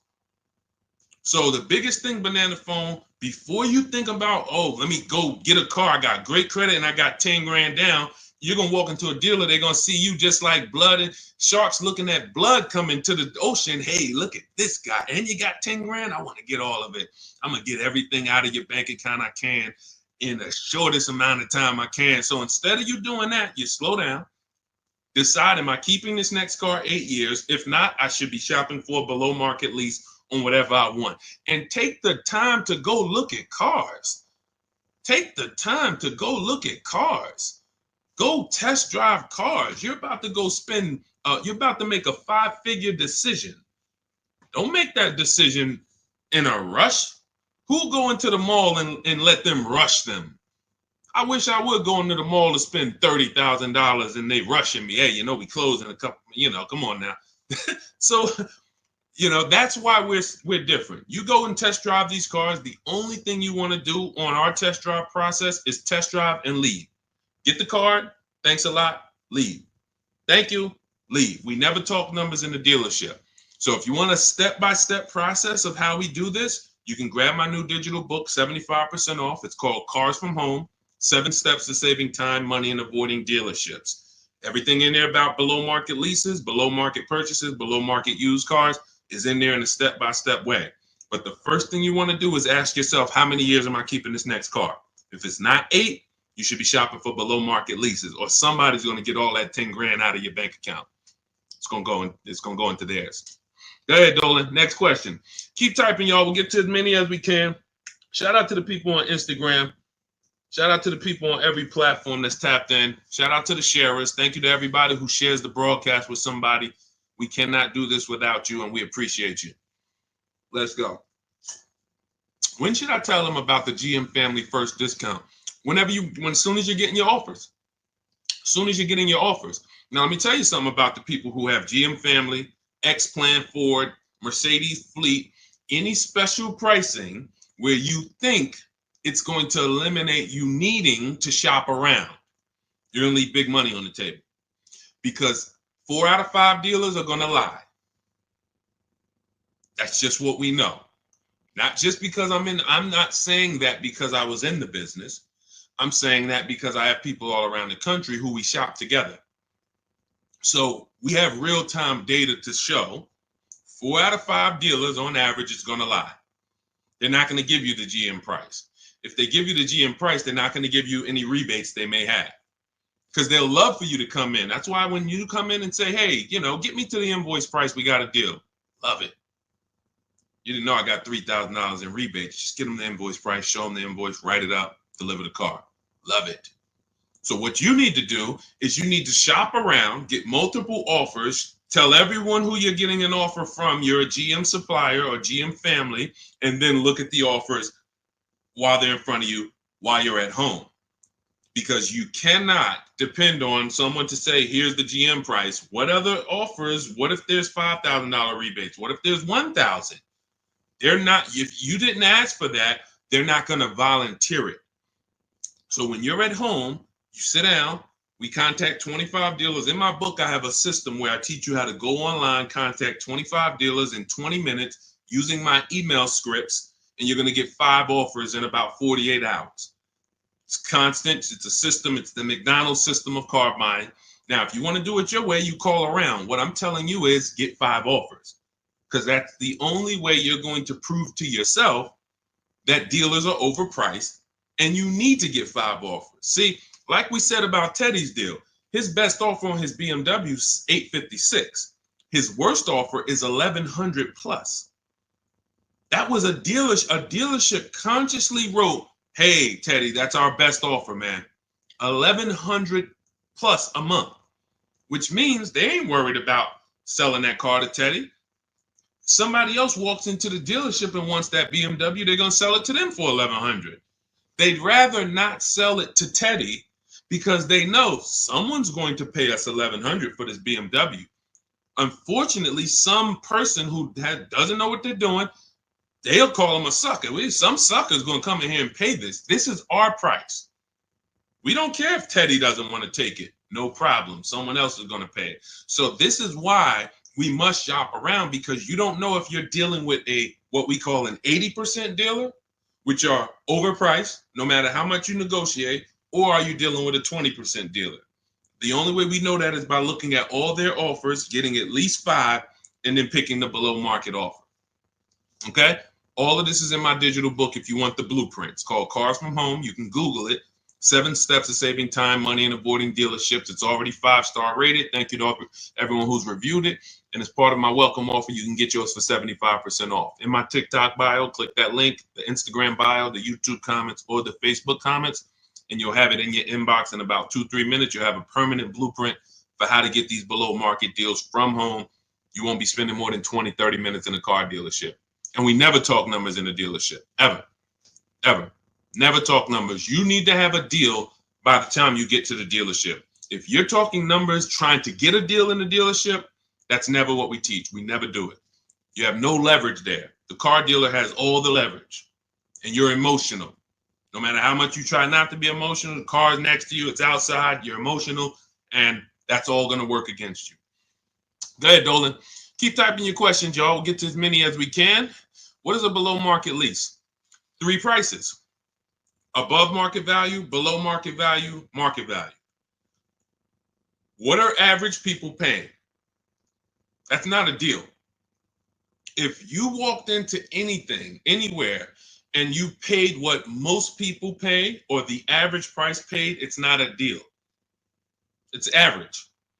Now, if somehow you don't know what you're doing and you're able to get hit with an offer that is above market value, whether it be, they're charging fake fees, or whether it be they're charging a market premium, or whether it be most people get a $5,000 discount, you got no discount, you paid above market value.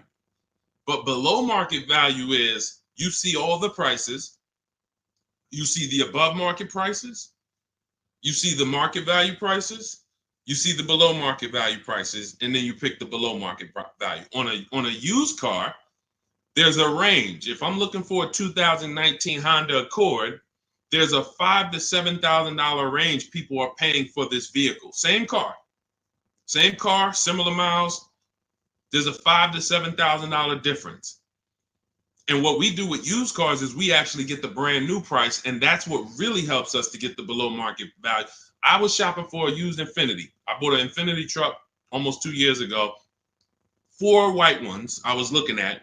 They were all about 30 to 32,000. All 4 of them looked similar miles. But I pulled the new vehicle price. I found out what each one of them was brand new. That made all the difference. That's in our process.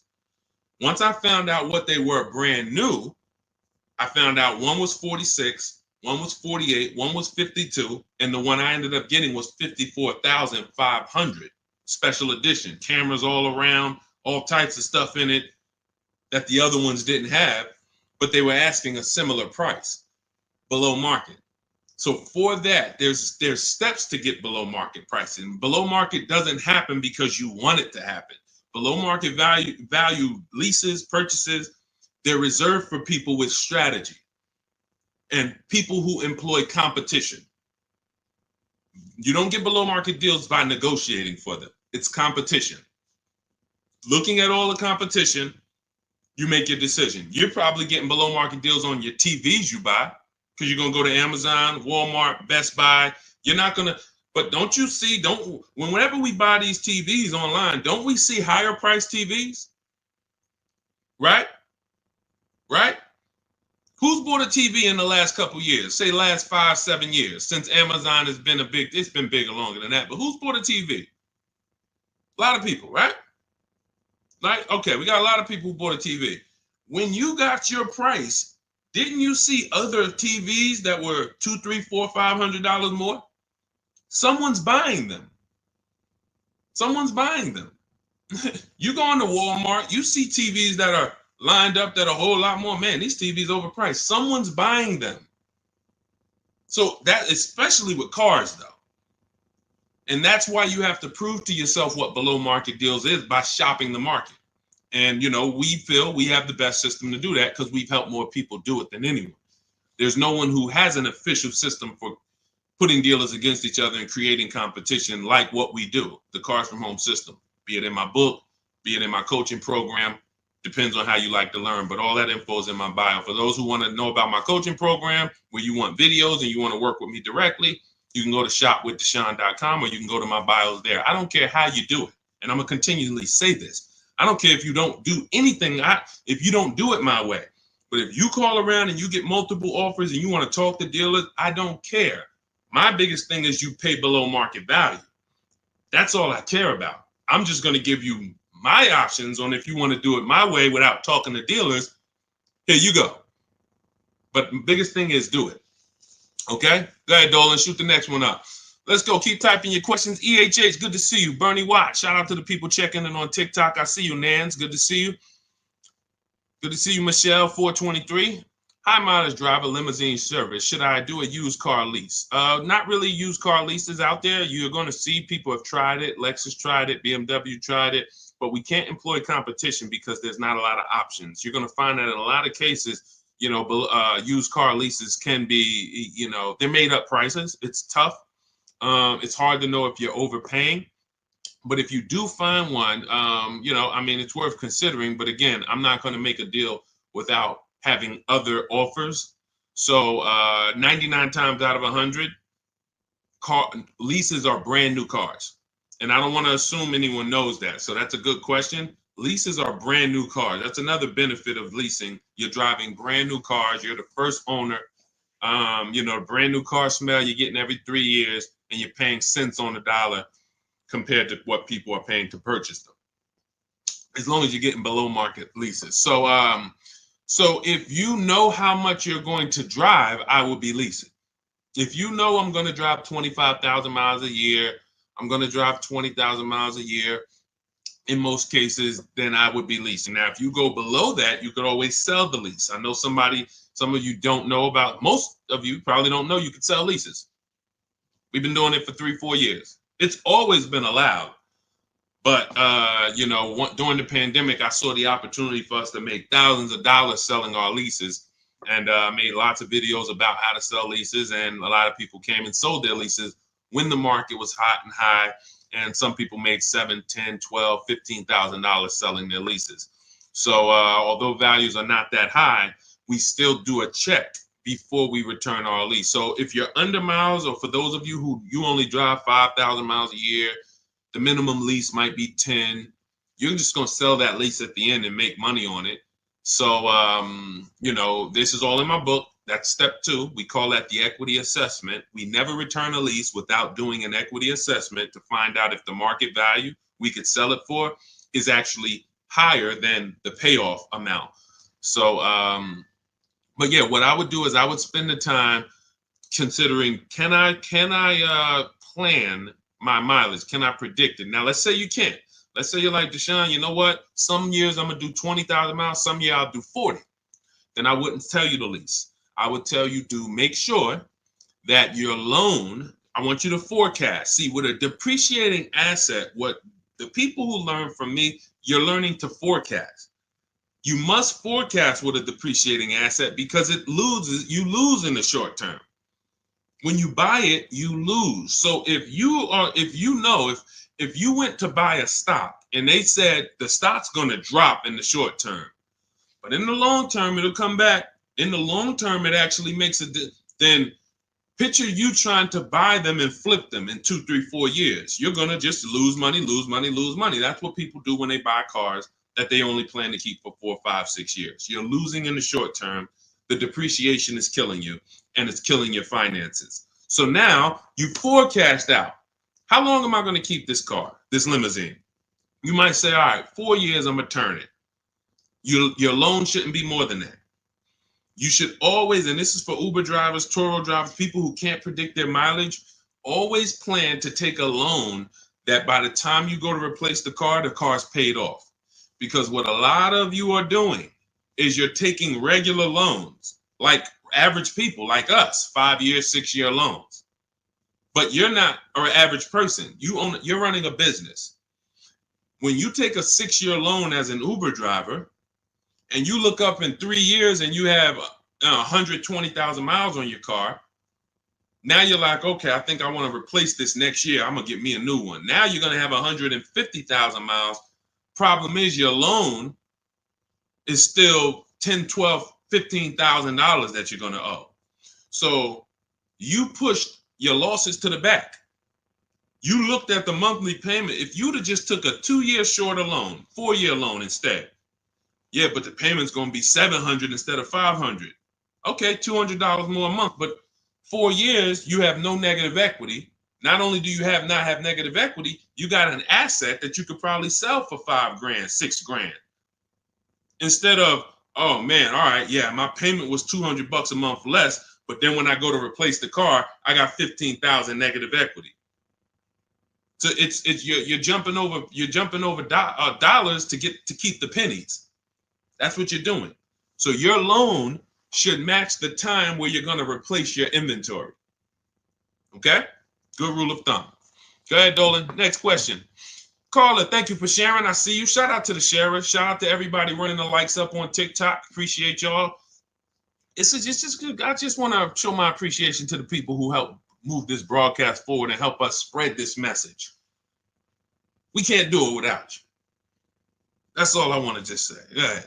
Matthew Williams, when buying a vehicle, is your credit score taking a hit? And how often are they checking your credit? So we teach something called the bank bidding war. In my book, when you get my book, you get the bank bidding war blueprint because I haven't added it to my book yet. I see you, Pool73 on Instagram. We got you. Make sure you pull Pool's question in. Dolan, shout out to the people on Instagram. When buying a vehicle, is your credit score taking a hit and how often are they checking your credit? We use something called the bank bidding war. The credit bureaus allow you to actually have multiple banks and credit unions access your credit with a hard pull within a small window of time. 14 to 45 days is what they say. You can Google this and you can prove it to yourself. Now, we don't even want to play with 14 days because I like the idea of making sure if you give me a minimum of 14 days, let's do it in 2 days. Now, they're going to allow you to have multiple people access your credit because they consider that rate shopping. If you're going to get a loan, rate shopping is, I'm going to give Bank of America a chance, credit unions a chance, I'm going to give the dealers, banks a chance, but it has to be within a small period of time. And you cannot go from this dealer, here, run my credit, and then go to this dealer, run my credit. That's not rate shopping. That's car shopping. This dealer here is running your credit, that dealer's running your credit, you're going to get banged out. So what we do is we don't let anyone run our credit until after we've already found the car. See, because the banks don't want you shopping. And my goal is to get you to understand the banks are not your friend. You may think the bank, oh, this is my bank, I've been working with them. Listen, they're not your friend. If they weren't making money on you, they wouldn't be doing business with you. So the money in loans is so big. There's so much money in loans. It's amazing. Why do you think banks are rich? Like, why do you think banks are in the banking business? They don't sell cars, they sell money. So what you want to do is realize that if banks don't want me to shop around, what are they going to start doing to keep me from shopping around? Well, they're going to give me a hard credit pull to get a pre-approval. Who's seen that? Hard credit pull to get a pre-approval. Stay by your keyboard, y'all. Remember, new people, we dialogue here. This is what we do. So you got to stay by your keyboard if you want to get the most out of what we do here. Hard credit pull, pre-approval, it's trash. Because now they've actually pulled your credit with a hard pull. The minute they pull your credit, they start the window of the rate shopping window is open. So that means you only have a certain period of time to have anyone else access your credit before that window closes. And those hard, that, you know, if your credit score is going to drop 10 points for that hard credit pull or 8 points, whatever it is, if you do it again outside of that window, it's going to drop again. So we don't ever do hard credit pulls for pre-approvals. We always need to get a pre-approval with a soft credit pull if it's available. If not, then we use a tool. In my book, I have a calculator I created. It's called the Perfect Budget Calculator. By the way, in that book, I have 5 calculators I created. You can't find them on Google. That alone is worth the price of the book. Different calculators. We counter dealerships with. We buy used cars. You get to a part and you're like, wow, I've never seen a calculator like this. Yeah, because we invented it. So we use the perfect budget calculator. We take the average rate in the market and we budget. The budgeting tool actually tells you exactly what you can spend on a car, gives you multiple goals, so you're always below your maximum, and then you go shop. Because the only purpose for a pre-approval is budgeting. That's it. Just like, we got homeowners on here, right? You own a home? You own a home? Type yes. Homeowner. The only purpose for the pre-qualification is to see what you can afford, right? That's all we need the pre-approval for. So that's why I created the perfect budget calculator, so that you can actually use it. It creates the budget and then you move. I see you, AdWash. Yeah, that's the purpose. So we don't need the loan until we find the car. Just like with the house, I don't need the loan until I find the house. What I need is a pre-approval or a pre-qualification so I can budget. Then I go shop. Once we find the house, or find the car rather, that's when we now come home, we bring that paperwork home, and we let all these banks and credit unions bid, and we compete and let them compete. This person's going to give you 7%. This person's going to give you 5.9%. This person's going to give you 9%. And all of these people are going to compete, and then we let the dealers compete, and we see who wins. We never pick anyone to do our business with until they win a bid. That is the Cars from Home system. Whenever we are buying, that's how we guarantee below market offers, because someone won the bid. You were competing against all these people to get my business, and you won. You were competing to buy my old car, you won. That's how we do. So that's the bank bidding war. You find your car, then you come home, call your bank, your credit union, online dealers, online bank, you let them compete. So when you get my book, you get the bank bidding war blueprint. If you want me to spell this out step by step for you, where those of you who are financing, you'll have 3 rounds of the bank bidding war blueprint. The bank bidding war to make banks compete at various stages, because there's a lot of money and interest. So this is all in my new digital book, Cars from Home, 7 Steps to Saving Time, Money, and Avoiding Dealerships. It's normally $97, but you can get yours for 75% off as part of my welcome offer for 30 minutes only. Go to my TikTok bio, Instagram bio, YouTube comments, or Facebook comments. Click those links. Activate your 75% off. The book is digital, so it'll be in your inbox by the time we end this stream, and you'll have everything I teach step by step. You can use it for, over and over and over again. 2, 3, 4, 5 cars. You'll still be saving money from the same $24 book if you get there before the 30 minutes is up. All right. And make sure you screenshot the thank you page, because some of you type your email wrong. You might be, yo, man, I'm trying to hurry up and get this deal. You don't realize you typed your email wrong, and I can't email a book to the wrong email. So screenshot that page so you'll have my support team's email. Just in case that book isn't there in 5-10 minutes, just email my team. Go ahead, Dolan. Next question. Oh, no, pull my man Pulling from Instagram. Did you see him? We got Ingrid too. It's a lot of people on Instagram, so we're gonna try to get to questions from every platform. Do you ever advise buying the lease at the end because you went way over miles originally allowed? Great question. No, I'm gonna tell you why. The moment you lease your vehicle, your contract says what you should bring the vehicle back with in terms of miles. Let's say average is 36,000 miles, 12,000 per year. They have a buyout price based on that, a residual value based on that. So that means at 36,000 miles, they already know this is what we plan to sell the vehicle for on the market when he brings it back. Let's just call it 18,000. Now, 18,000 is based on 36,000 miles. It may not be a good price. That's why before we actually buy our lease, we always do a market comparison. Is the price I'm going to buy my lease for even a below market price? If I could go get a used car that is similar miles, similar condition, similar features, but I can get it for 2, 3, 4,000 less, then my lease buyout price is overpriced. It's over market. So that's step one. We have to do a market assessment before we even consider buying the lease. But here's the bigger thing about going over miles. Just because you put 20 more thousand miles on it, that purchase price of 18,000 is still based on 36,000 miles. So you got now 60,000 miles. You're going to pay the same 18.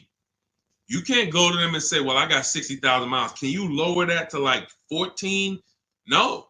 So you're taking what in most cases is an already overpriced offer and you actually are buying it on a worse offer because the mileage you're on, if you looked at, again, taking it back to the market comparison that I explained 2 minutes ago, if you looked at what are vehicles like this with the mileage I have selling for, I put 60,000 miles on it. You look around and you're like, whoa, those things are selling for 5,000 less than my buyout. That means the moment you buy that car at the buyout price that's on that contract, you literally lost $5,000 right there because you overpaid for it. So the solution is take the penalty. It was your fault. Now, what do I mean it was your fault? You choose your lease mileage. It's not selected for you. If you need 12, you choose 12. If you need 15,000 miles a year, you need 15,000. You take somebody like Jen. Jen's up on the screen right now. She got her Honda CR-V hybrid. $512 a month. She got a below market lease on this. This is one of the most popular hybrid vehicles in the market. $512 a month, no money down. She adjusted it from 12,000 miles a year to 18,000 miles a year. So she's paying $563 a month, $50 more, but she gets to drive as much as she needs to. She's driving 18,000 miles a year for $50 more per month. So a lot of people who you'll hear talk about their lease experience and tell you don't lease, they took the 512. They would look at the lower payment, never adjust it to what they need, and then they end up telling you don't lease because I got a bill for the mileage.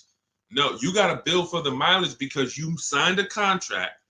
You said in that contract, I'm going to use this. You had the option at the time of signing the contract to choose more mileage, but you didn't. And then you went over the mileage you drove, so therefore you paid for that. So I would always take the penalty. You can actually do a deal where you actually shop for a car, and the best offer you find, you can actually have them cut a check to the old company. So let's just say I had a $3,000 bill coming, a $3,000 mileage penalty bill coming. I find a car like, let's say I'm shopping like Zafrina. Let's take Ansley. Ansley right here. He got a $58,000 lease on a 2024 QX60. $554 a month. So that's what we call an under 1% lease. You're driving a almost $60,000 vehicle. You're paying $554 a month, no money down. So let's say I got a $3,000 mileage bill. If I'm Ansley, I'm going to shop, get my best offer, and then I'm going to say, hey, guys, I need you to cut a $3,000 check to my old leasing company because I don't want to pay that mileage. Now, what's going to happen is my payment is going to go up because they need to build that into the sales price, but I don't need to come out of pocket with it. I don't need to come out of pocket with it. Now, if you could come out of pocket with it and write it, some of you could actually do a payment plan if you want to do that. That's fine too. But I'm talking to the people who you're like, all right, I don't necessarily want to come out of pocket with the penalty that I'm going to get for the mileage. So therefore, let me actually go and make a deal. So you could do a payment plan for the penalty, or you could just have the dealer you're going to buy from cut a check to the old company, to the old bank on your behalf. They'll build that into the sales price.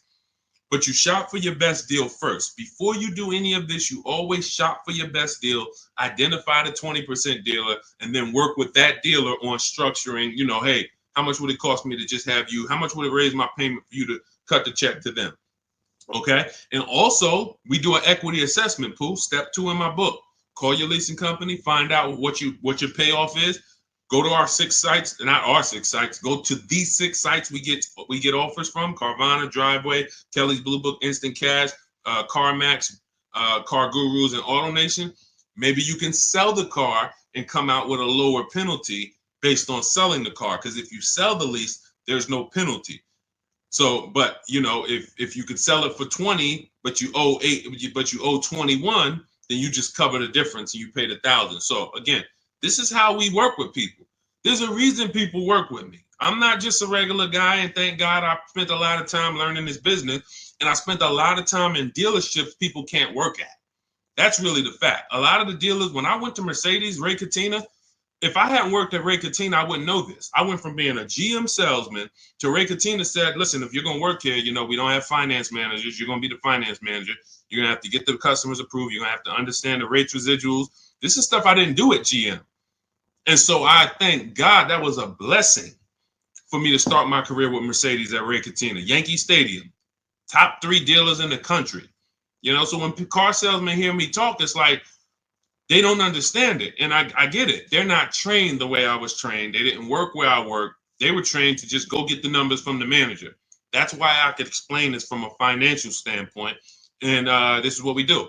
So if you want to understand more about, you want the step-by-step blueprint, grab Cars from Home, 7 Steps of Saving Time, Money, and Avoiding Dealerships. That's my new digital book, 5-star rated. You can get it for 75% off. It's normally $97, worth every penny.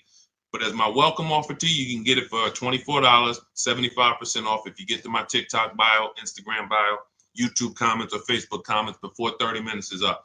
Once 30 minutes is up, price goes back to $97. Welcome offer is gone, and it's still worth it. If I miss the welcome offer, I'd still be grabbing it because, again, the $24, the $97, the thousands you're going to save on just the first car, avoiding mistakes and getting below market deals, you'll 10x. Minimum, you'll 10x what you invest in the book. Minimum. It's not even a question. All right. And let's go, Dolan. Keep it going. Great questions today. I'm really liking this. If you're getting value out of the stream, y'all type some dollar signs. You're getting value out of what we're doing. What's up, Leo? What's up, Rick? Shout out to the people tapping in on TikTok. Shout out to the people running the likes up. Y'all keep running the likes up. Every time y'all run the likes up, y'all let TikTok know that we're talking business over here and that they need to get more people over here.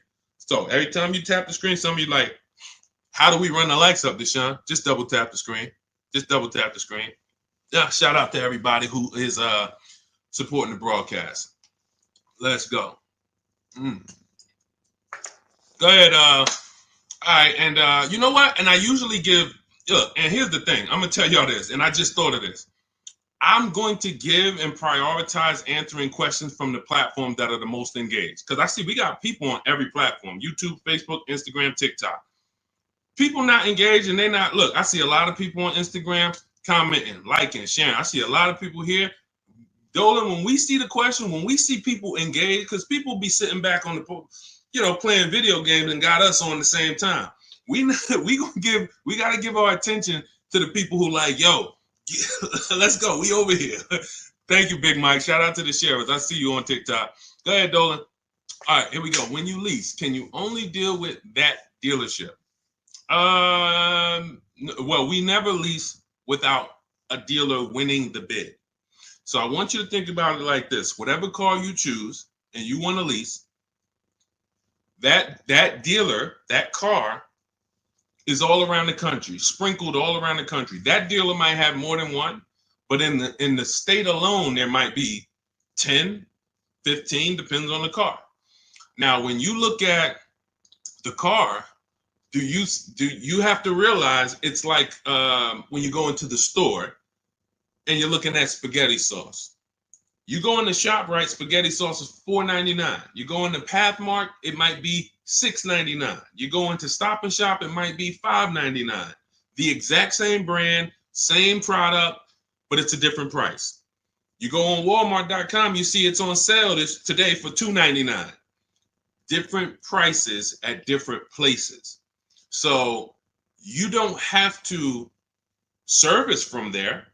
Whoever wins your bid to buy your car, you don't need to service from there. You literally can buy from who wins the bid. You service from where it's the most convenient. If a dealer an hour away won the bid, that's who you buy from. But that you could service right up the road. Okay, I don't know if that was the question you're asking. If you want to ask a follow-up, Ingrid, feel free to ask a follow-up. Go ahead, Dolan. I see you. She's like, I'm paying attention. Car Merch Corner. Is it a good deal for $13,000 off an MC20 special? I can show you better than I can tell you. Let's just say, right, Sean's thinking like you. Sean's like, man, I got this dealer offering $13,000 off. That sounds good. Well, let's look at his F-150 Lightning XLT. He ended up getting over $20,000 off, almost 21. Had he took 13 from one dealer, he would have been leaving $8,000 on the table. He would have overpaid by $8,000. And this is why I say negotiators pay market value, because I'm sure you negotiated for that 13,000 off. I'm sure you didn't walk in and just say, hey, give me a price, and they gave you 13,000. You probably spent time, energy, and money to get that 13,000 off. But if Kimberly had done what you did on her Maserati, her $86,000 Maserati, she would say, oh, 13,000 off. That sounds good. That just sounds good. Then she wouldn't have got her $20,700 off. Now, how do we know these are the below market deals? How do we know that 20,000 on Kimberly and Sean's deal was the below market deals? And it was. How do we know it wasn't more money like Milligan? Milligan got, using our system, all of these people used our system, but Milligan got one of the biggest discounts I've ever seen. She bought a Mercedes EQE, $27,000 off. You got to zoom in, and I'm gonna, snip this different and zoom in on it. You can see the lines here with the yellow $79,000 vehicle. She ends up getting it for $51,000 after all the discounts and rebates. So how do we know that they were below market? They had all these other offers. That's the key. Kimberly knew this $20,700 off is the best because I have 7 offers higher than this. Different dealers, a lot higher than this. Now, if you told me, Cashier, Deshaun, 13,000 off a good deal, I got another dealer who was only giving me 10. I got another dealer who offered me 7 off. I got another dealer who offered me 5 off. Then I would tell you 13,000 is the win. Go ahead, grab it. But because you don't have that, you negotiated versus doing what we do, which is get bids. Now you're at the mercy of trying to hope you're at the bottom. You can't win. You just can't win. That's why negotiators pay market value and not below market value. You can't feel for the bottom. You can only assess the market, multiple offers, get to the bottom, 5 to 7 offers, pick the best one while you relax at home.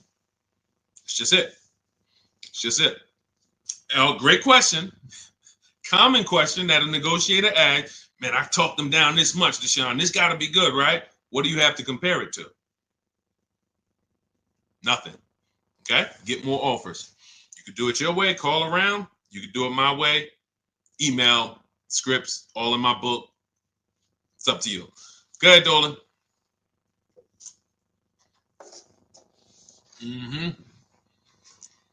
When over on mileage, does it make more sense to sell to a place like CarMax? I'm already over, so at this point, it's pay $7,000 or sell to someone else and have a $2,000 difference. My first lease, hard lesson. Great. See, I want to read this question again because see, I'm proud of you for even asking this question and coming at this the way you're coming at it, because that's what you do. When over on mileage, doesn't it make sense to sell to a place like CarMax? I'm already over miles at this point. It's pay $7,000. So if I return the lease now, I got a 7,000 mileage bill coming to me, or sell to someone else and pay the difference. In my book, I teach you how, when you have these types of penalties, or in this case, or in other people's cases, negative equity, you want to sell and pay the difference, because that's going to lead to the lowest amount coming out of pocket. So yeah, if you drop off your lease and they bill you $7,000, but you could have just sold it to CarMax and paid the $2,000 difference, way better way to go. And then, next time, let me get the mileage I need so that I don't have to deal with this again. But for getting out of it, 100%. All day long, I would sell to the highest bidder. That's going to give us the lowest amount of penalty, and then pay the difference and then do a fresh deal. That's it. Way to go. Way to go. That's called, see, it's times where I was in Mercedes, right? And I had to sit down with a client and tell him, there's no way for you to escape the bullet. You're going to bite a bullet because the damage is done. The decision was made. Now what we're doing is trying to see what option allows us to have the least out of pocket, the lowest, the smallest bullet to bite. We got to bite a bullet. But $7,000 coming as a bill, that's a big bullet. $7,000 bill that you owe, big bullet. $2,000 to CarMax coming out your bank account, 2,000, small bullet. So the key with these situations is seeing what's the smallest bullet and knowing all the options so that you don't just say, well, I'm over. See, because watch this. Some people would buy that car. And what they would do is they would buy that car, pay, I mentioned this probably about 10 minutes ago, pay the normal buyout price, but except they over miles by, probably 40,000 miles. So a car that should have been 12,000, they buy it for 20, and now they're invested in that car. Financing those losses is horrible. That's a huge bullet. So there's all types of bullets, and what you need to know, and you already know this, but what anyone outside of you needs to understand is, when I got myself in these situations, I need to know every single option for getting out of it. Because if I could have paid 2,000, but I paid 7, or I paid 8 and financed it, that's just ignorance. That doesn't mean I'm stupid. There's a difference between being stupid and ignorant. Ignorant means I just didn't know. I was not aware, and it cost me. Now, Dave Ramsey calls it a stupid tax. I don't call it stupid. I call it you just didn't know. That's ignorance. That's why I make it my business to tell you all the options. In my book, I lay out all the options. And if you choose the wrong one or do the wrong thing, having all the information, now that's no longer ignorance. So great question. Great question. Go ahead, Dolan. Keep typing your questions. I see you, Shake Wash. Thank you. And it's Mercedes to my husband. Yep. I just said, you do private consultation. Shake Wash. We don't do private consultations. We have 2 things we do now. We have a do-it-yourself program. That's my book.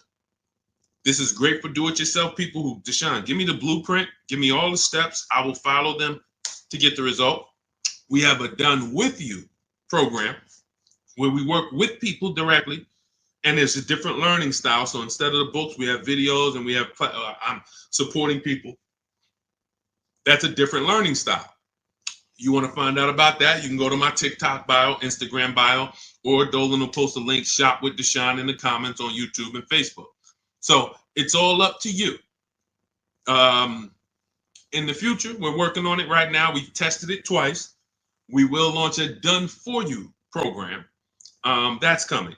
And the way we do it, we shop the entire market, we report the market to you, and then we choose the below market deal. Same thing I'm teaching you to do. So it's all up to, again, who the person is. But our mission was to be the most valuable company to the car buyer.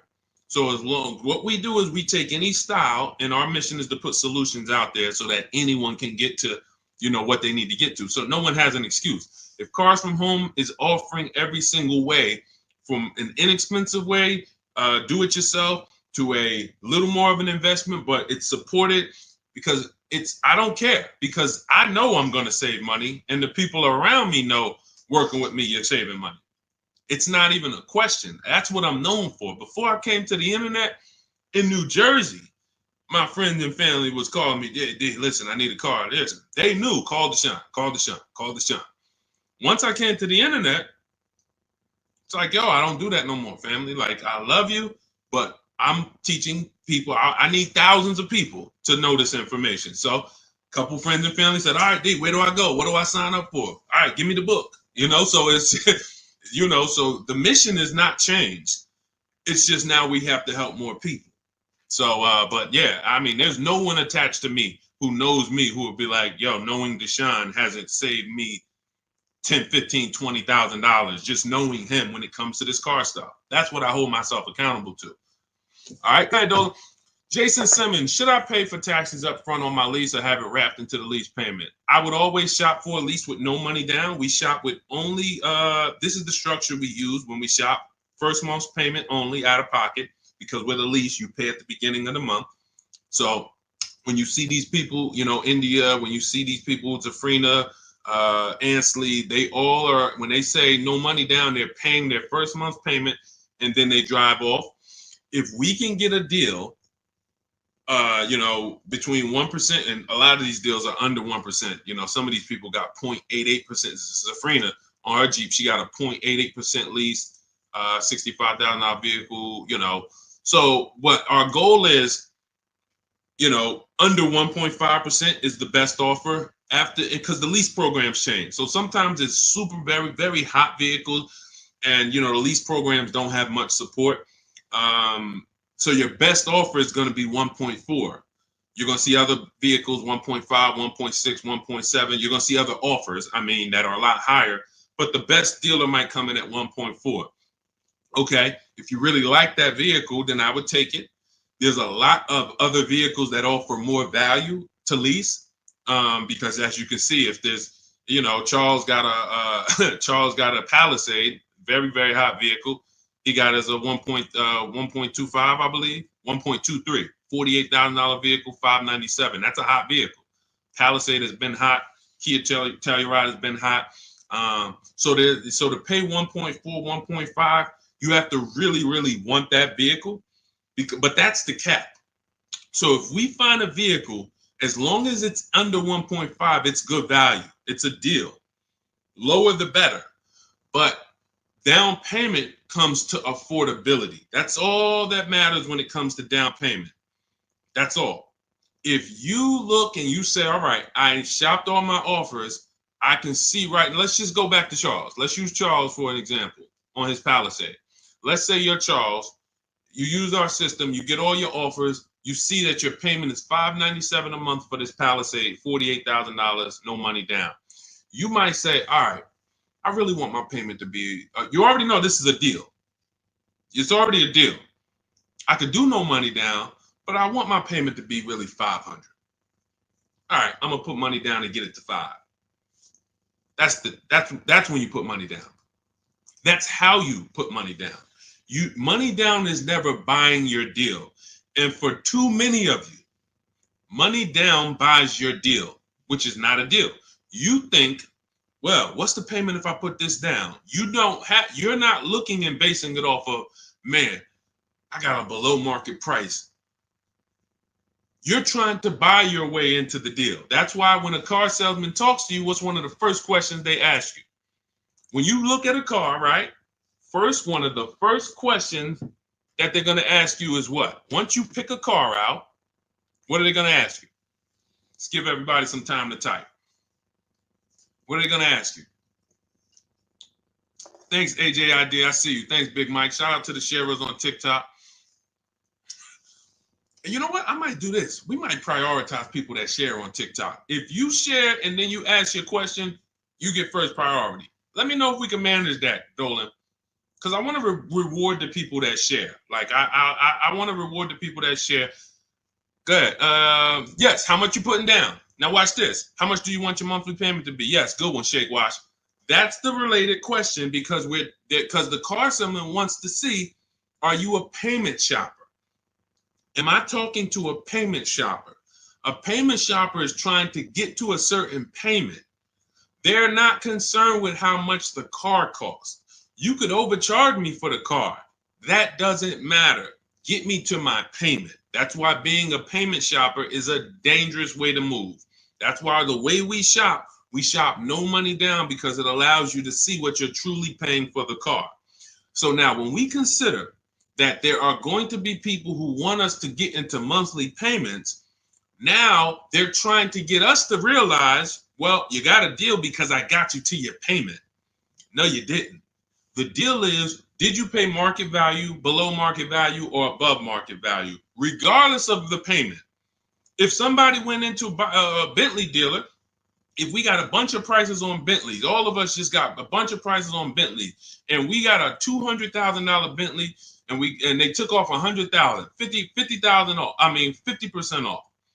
We'd all be looking like, wow, okay, out of all these offers, that deal, this is it right here. The payment's gonna be $3,000 a month. The payment has nothing to do with whether it's a deal or not. So when we look at putting money down, it is only for our affordability. The deal process of getting a deal has nothing to do with the process of monthly payment association. Nothing to do with it. We need to find the dealer who's going to sell us the car for the lowest amount of money. If I'm buying a pre-owned car out of a 100-mile radius, what dealer is going to sell me the best pre-owned car for the lowest price on the market? If I'm leasing a Honda Accord, what dealer is going to sell me the Honda Accord within a 100-mile radius for the lowest price? If I'm buying a brand new, Kia Telluride, what dealer within 100 miles is going to sell me the Kia Telluride at the lowest price? If I'm getting a loan, what bank or credit union within 100 miles of me is going to give me the lowest rate on the market? If I'm selling my car, not trading, I got this old car, I need to replace it. I'm not trading it into a dealer. What company that buys cars, pays cash, is going to pay me the highest amount for this old car? Y'all clear? This is bidding. We have a bidding system. That's what Cars from Home is. So if you want to know all of this, you want the entire blueprint, everything that Jafrina and Teddy and Jen and all these people I've showed, Raphael, during the stream have used to get to their below market deals, you want to grab your copy of Cars from Home, my new digital book, 7 Steps to Saving Time, Money, and Avoiding Dealerships. It's normally $97, but my welcome offer to you for the next 30 minutes, 75% off. You can get your copy for $24 if you get to my TikTok bio, my Instagram bio, the YouTube comments, or the Facebook comments before 30 minutes is up. You'll pay $24. Make sure when you get your book, you screenshot the thank you page. The book is on the thank you page. You'll see a link that says open the book below, and I also email you a copy. But sometimes you're just moving too fast. You type your email wrong. We can't email a book to an incorrect email. So if that book isn't in your email in 5-10 minutes, I want you to email my support team so they can get your book to you, and you'll have these strategies for the rest of your life. And shout out to everyone who's reviewed the book. Use it. Make sure you email me your deals when you make them. Send me send me the list. Hey, D, look at what I got, man. I got all these offers. Look, man, and I know you did it when you say, hey, I did it. 90% was from the house. Soon as I know the people who use it, because the minute I've seen people who say, man, I went in the dealership, I used all your stuff, and I got this deal. No, you didn't. Sorry, somewhere along the lines you missed it. You might have been trying to go off my social media videos, but you didn't use our system because we're not making deals in the dealership. When I see people that say, yeah, man, the dealer 45 minutes away, I had to drive to get this. There you go. You use the system. When they say, yeah, I did this all from home, they even delivered the car to me. Yeah, you use the system. And you say, man, I looked at 17 used cars. I narrowed it down, and this one had this original price. Yeah, you use the system. It's stuff I hear that I could tell when people use the system. So go grab your copy. Shout out to everybody who checked in. We'll see you on another stream. Keep on learning so that you can relearn. God bless.